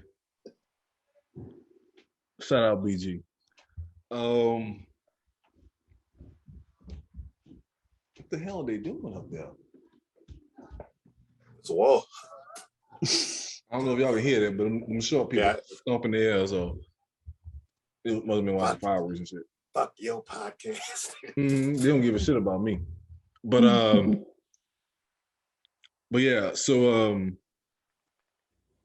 I know normally we end up, rounding out with the last word, but today, 4th of July, I know we talked about Juneteenth previously. America is still America. So like one topic I wanted to end with was at least where it started out here for me in Georgia. Lake Lanier basically is a lake that we have, a man-made lake that we have in Georgia, which when I first moved out here, I didn't know it was a man-made lake. That was level number one. Level number two, I didn't know there was a fucking city underneath it. You know what I'm saying? That people say is basically haunted. Next level to that is it's a black city, a black town, you know what I'm saying, that does it. So oh Lord, it's Tony Love. I don't know what the hell happened. But apparently, according to the Amber Ruffin show, that this shit happens on a regular basis across the country. So, my thing is before you're celebrating and talking about yay Independence Day, 4th of July, it's like don't forget that America's still America. Like, this type of shit happens underneath our nose every day. So I know we talked about Tulsa previously on a previous episode, but I don't see today as being a day to be celebrating and overjoyed about as far as a black person, beyond the slavery shit. Like it's still some other shit beyond that. So I don't know where y'all want to take that from there, Daily Planet and Mr. Fantastic.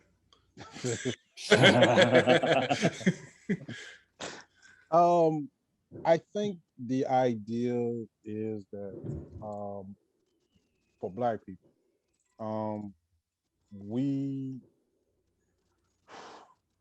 it's hard because it's like you want to say, okay, let's remember this kind of stuff, but it does no good to remember it if you're not learning from it.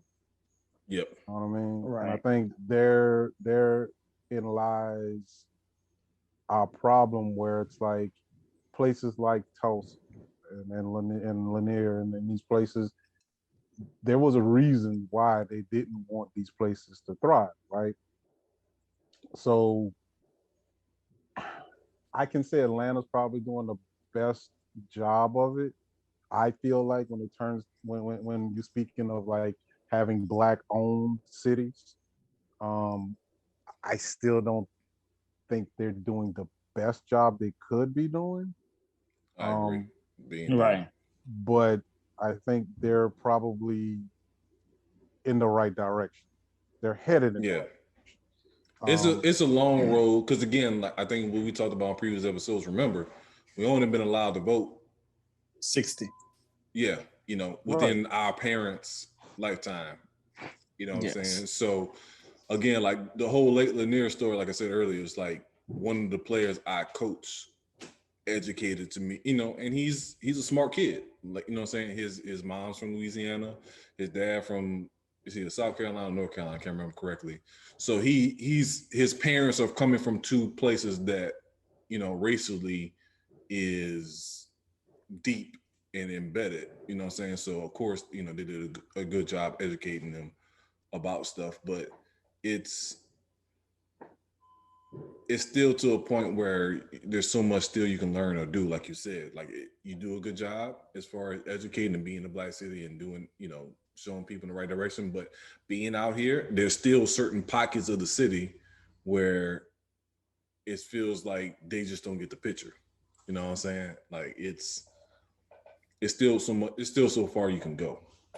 You know what I'm saying? So it's still a big picture. Like I said, there's still people, like there's probably people right there out at Lake Lanier right now, partying, drinking, swimming and that shit, and not understanding, like, regardless of being a black town that they was trying to wipe off the map, that it's fucking dead people in a dead town underneath that shit, that you fucking got your yacht, or not a yacht, it's not But big the enough for a boats, yacht, but boats and shit on top of. Like I said, I personally just don't, like, before I knew about the whole black thing, I just didn't feel comfortable going out there with people I know, because it's a fucking city or town underneath there. Like that shit to me, it's basically like to me, it's like, what we always said back home in New Orleans, like eventually there's going to be a storm that comes through that floods and fuck over New Orleans, or fuck over, LaPlace, or fuck over, what I'm saying, Grand Isle, or whatever the case may be. Like, it's going to happen eventually and flood these particular towns out. Anything with a swamp or a levee nearby, yeah, you're gonna feel it, right? It's going to happen. What's that movie that was nominated a while back? Beast in the Wild. Yeah, it was like about Thibodeau and all that shit. Like that's going to happen for real again. Because it happened back then. Right. I equate this with people going like to Lake Lanier and stuff like that. Like I equate that with people out here, or even just in the South. Period. Like Black people who are just so determined to get married at plantations. Now, Nigga. No. Look, I get it. If you into that, you into that. I don't want to knock you if that, or if you had a wedding there, I don't want to knock you for doing it.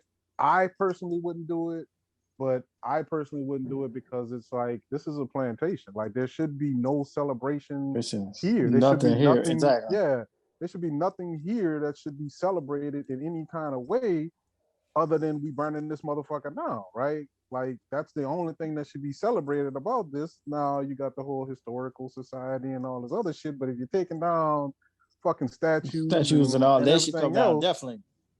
Plantations got to shut the fuck up too. Like that's, and the thing that used to kill me about it that I now realize that I didn't realize at that time, and maybe clearly a lot of parents didn't, because we all went on that same field trip and we used to go to these plantations. Yes. And these little white ladies in their antebellum dresses and their umbrellas coming out and tell you how the big house was, and Colonel whatever, Colonel Racist fuck was out there and tending to the to the that's what I was gonna get to. He was tending to the workers. No, those were slaves, ma'am.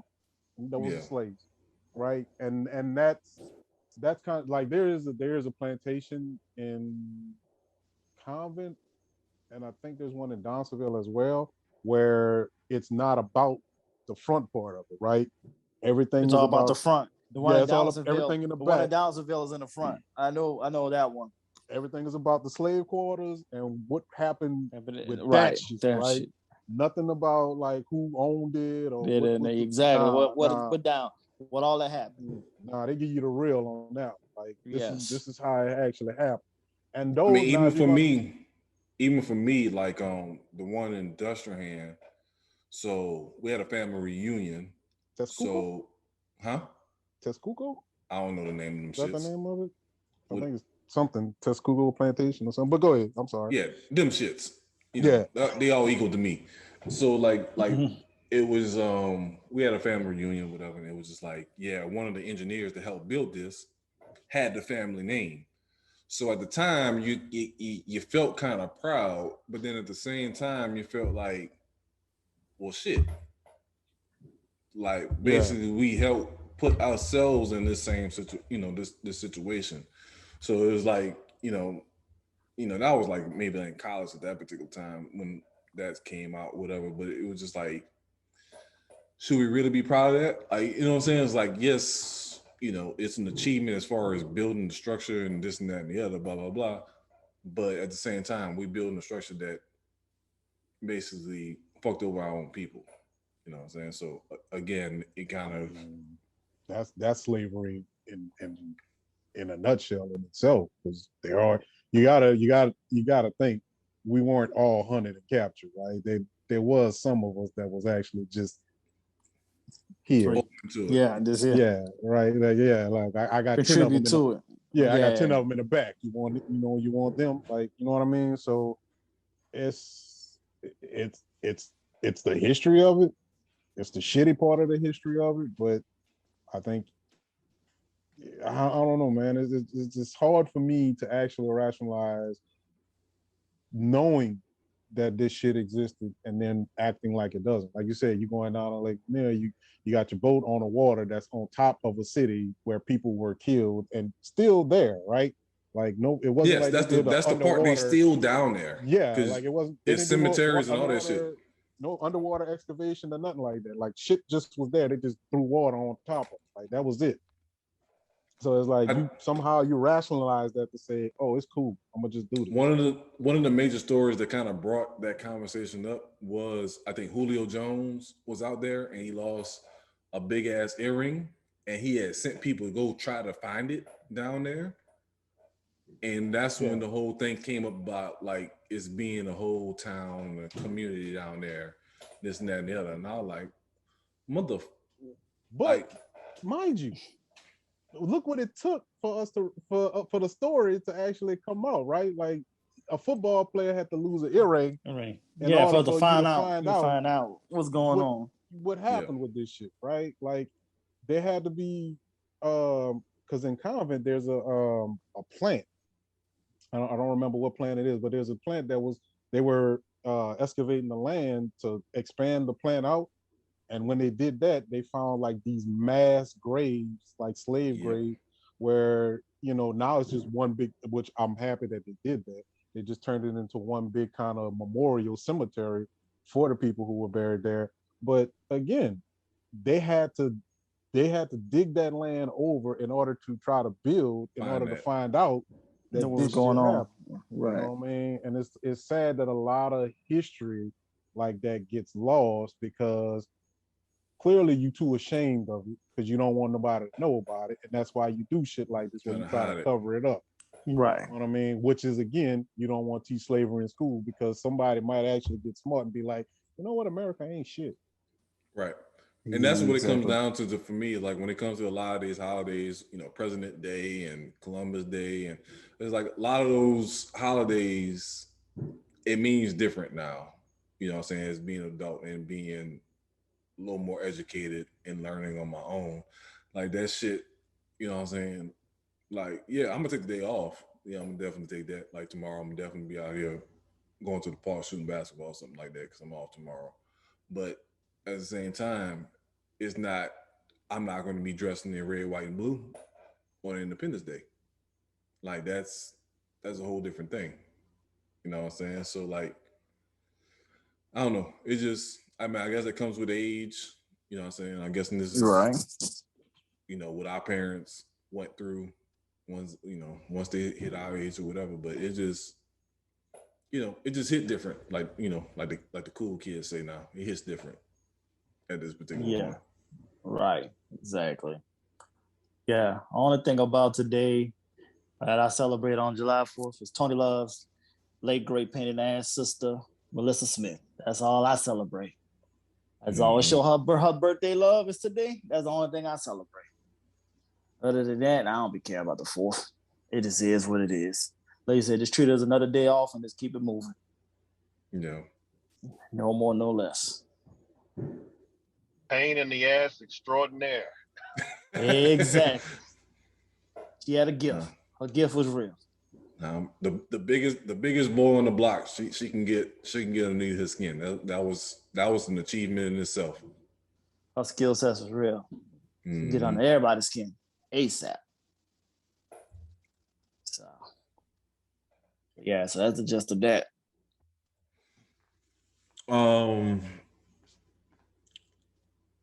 Let's go around the table. This last section. So Jimmy, any closing words? Anything from the Daily Planet? Punk ass pussy eating Superman. Hey man, don't get mad at me because Batman don't eat the cooch. All right, like that. You had the mask for it. I don't know why. I guess shit. But anyway, no, not really. I mean, I don't have any other parting words for it. I guess my thing too. Well, I do have one thing. My hope is that for a lot of the people that's going as hard for the HBCU with Felicia Rashad, I hope they go as equally hard about paying student or alumni fees as well with that. I think that a lot of people don't understand that does contribute to the lifeblood of your school. That's how schools like LSU and Kentucky and Duke and all these other schools survive, is from private donors, right? People who are alumni that give back to the school. And I think oftentimes when it comes to HBCUs, we tend to have this pride about them, but we don't necessarily contribute back to them. Or the way we contribute, we think that, we buy, I go down to homecoming, you know what I mean? Or I bought a t-shirt, but you didn't buy the t-shirt that had the official logo, NCAA logo on it. You buy your t-shirt from the t-shirt man that's selling on the corner. Now granted, you're supporting him, but that money never makes its way back to the school. You know what I mean? So I feel like if you're going to go that hard about it, then there's other things you need to go as hard about it as well. I would throw black sororities and fraternities in that same boat as well. I remember talking to a few Qs about that. They only want to show up for the party, but not for the service. Oh, that's ever. That's always. Yeah. That's always anything with a when you're talking about like anything with fraternities sororities, you will always get more people showing up to a party than the community service project. That's always. Yeah, I can tell you that for a fact. And that was my argument when we was in school about not joining a fraternity, because I remember G tricked me into going into a meeting or whatever, trying to get me to play a Sigma. So it was like, well, you got good grades. Yeah, shout out to G, Warren Easton Finest. Trying to, trying to tell you what you want to hear. So it's like, hey, you got a good GPA. We could really use you, blah, blah, blah. Nigga, then what does benefit me? That's one. That was strike one. Strike two was like, well, we do step shows and this and that and the other. Like, I don't need you for that. I can do a talent show without you. You know what I'm saying? Strike two. And it was like, I can, as far as community service. And I was like, I don't need a fraternity to do community service. You know what I'm saying? Like y'all just said, it's like y'all, I guess right at that particular time, it's like, y'all don't do that type of shit anyway. All y'all want to do is party. So it's like, that shit to me at the time was like, it just was bullshit to try to get me to join and, use my good GPA and my jump shot. Don't get me wrong. There are those members. I'm not going to even give a whole. There are those members within the organization who, like for me, that was my biggest thing, right? My biggest thing was like, if you're doing something, then show me what you're doing. And if I see what you're doing and I like what you're doing, then right. I want to be a part of what you're doing. But yeah, it never was an idea of what's my benefit, because there is none. Honestly, there really is none personal. And I think sometimes people mistake. It's a bigger picture. Yeah, I think people mistake being in these things for joining the Skulls. Like you're gonna wake up, you're gonna have $500,000 in a Ducati it's not the case. Driveway, and that ain't happening, right? Like you just, it's gonna be the exact opposite. Actually, you're gonna lose a lot of money joining one of these things because everything is so goddamn expensive. Because hey, it just is what it is. But I think also for you is also you also pledged when you left Lafayette's campus. So yeah. So that's another thing too. Is that's another thing too. Is like the time where you at in that particular point in life and the campuses you pledge on too. Yeah. So Sigmas on one campus can be a different mentality on another campus. So that's always though with any of them. I mean, everybody's different. And I mean, honestly, one of the things that was the issue, and who was with us, we never saw the Cubes, right? They not at all because they were suspended. Yeah, they was the whole time we was there. They were suspended. So it's kind of, I mean, that's not a knock on them, but that's just. But nobody had a desire. The reality. Nobody had a desire to be a Cube because right. They just technically just weren't exist. Except that one dude, old boy with the glasses. Chavis, I do remember. Yeah, he used shout to out be to Chavis. They'd be at a party, everybody doing their little struts or something. He'd be by himself, dog. Yeah, but he held it down, though. I gotta give him that. He held it down by himself. You know what I'm saying? So, all right, Epti King, what you got? No closing words. I'm chilling, man. This has been a nice. Yeah, I'm just chilling. This has been a nice, peaceful, relaxing. Lovely. I got all my energy out earlier, so I'm all tapped out now. I'm on fumes now. Yeah. So we got Tony Love around here ordering stuff as we going. Right. So that's my closing words right there. Nigga, that's my closing words. Extra barbecue sauce, nigga. Exactly. I want the spicy ketchup. Exactly. So that go my closing words. Learn how to hit mute, nigga, if you're going in the drive-through. Oh man. Nah, just picking up a Target order. Oh shit. See, bougie right, shit. You too. You on that bougie shit. Hey, I'm gonna put my head down on that. You gonna talk a nigga too? Hey, he asked, but here's the sad part. he's actually in his car driving to Target. Like they come and knock on the door in a few minutes. Good look. Look, we need a new filter for the air conditioning. So I mean, we had them come through the other day too. Well, we got multiple options. We got Target, Publix, and Kroger. So we use all of them for delivery and shit. So. I love Publix, man. They should get one out here, man.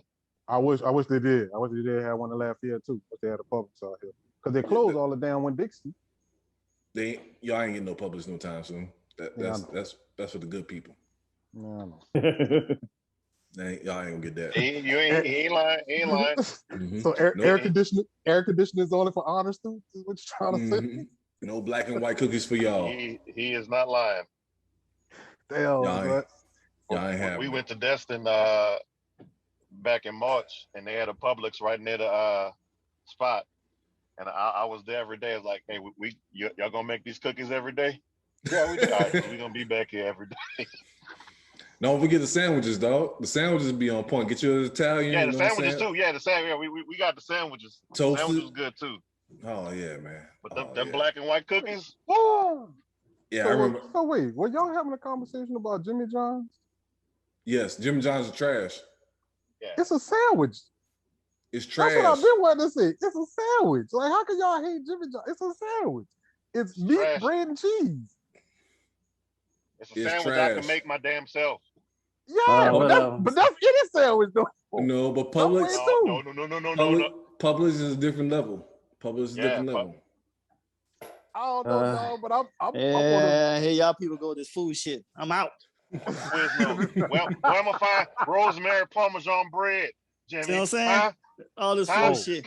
Okay, see, again, I'm not privileged to Publix, right? So I ain't never heard of that shit. That's the new shit you put me on, right? See, hey, I said, I ain't never heard of that. Next time you come out here, I'm gonna take you to Publix. You know what I'm saying? Get you a sandwich. You know what I'm saying? Get you some mac and cheese. Get you a burger. Get you some crab legs. All that shit from Publix. Man, this shit sound like HEB, man. I don't know, dog. Y'all trying to fool me, man. HEB can't touch that. This sound like a high class HEB. Publix, to get a sandwich is a line out the door. First time I went there in the middle of the day, I'm like, what's going on? It's lunch. Oh, so this is the turkey leg hut then. That's what you're saying. Oh shit. Oh man. Oh man. I don't know about that. I got you. You got to put me on this one. Then, we're gonna get you. We're gonna get you the wife right next time you come out here, man. I'm out of here because I gotta go make a store run now. Shit, and I ain't about to do what Tony Love was doing this shit. So I'm out. All right, man. I should holler at y'all. We'll be back next week with the foolery. Who knows what we're gonna get with these NBA finals, and who knows who else get out of jail. We know it ain't gonna be R. Kelly. Suns and 6. Damn, so. Suns and 6. Suns and 7. Suns and 5. Suns and 7. I think Suns and 6. The NBA won't allow this to not go to 7 games. This shit is that this series. I tell you why. Because if it goes to 7 games, it's going to interfere with the Olympics, and they got 3 people in this series that's going to be in the Olympics. So again, Suns and 6. I say 5. That's why I'm gonna say 5. Remember that. I'll go Remember with this. Remember that shit, Smokey. All right, y'all. All right, y'all. Y'all be good, man. Later. All right, y'all. All right, later.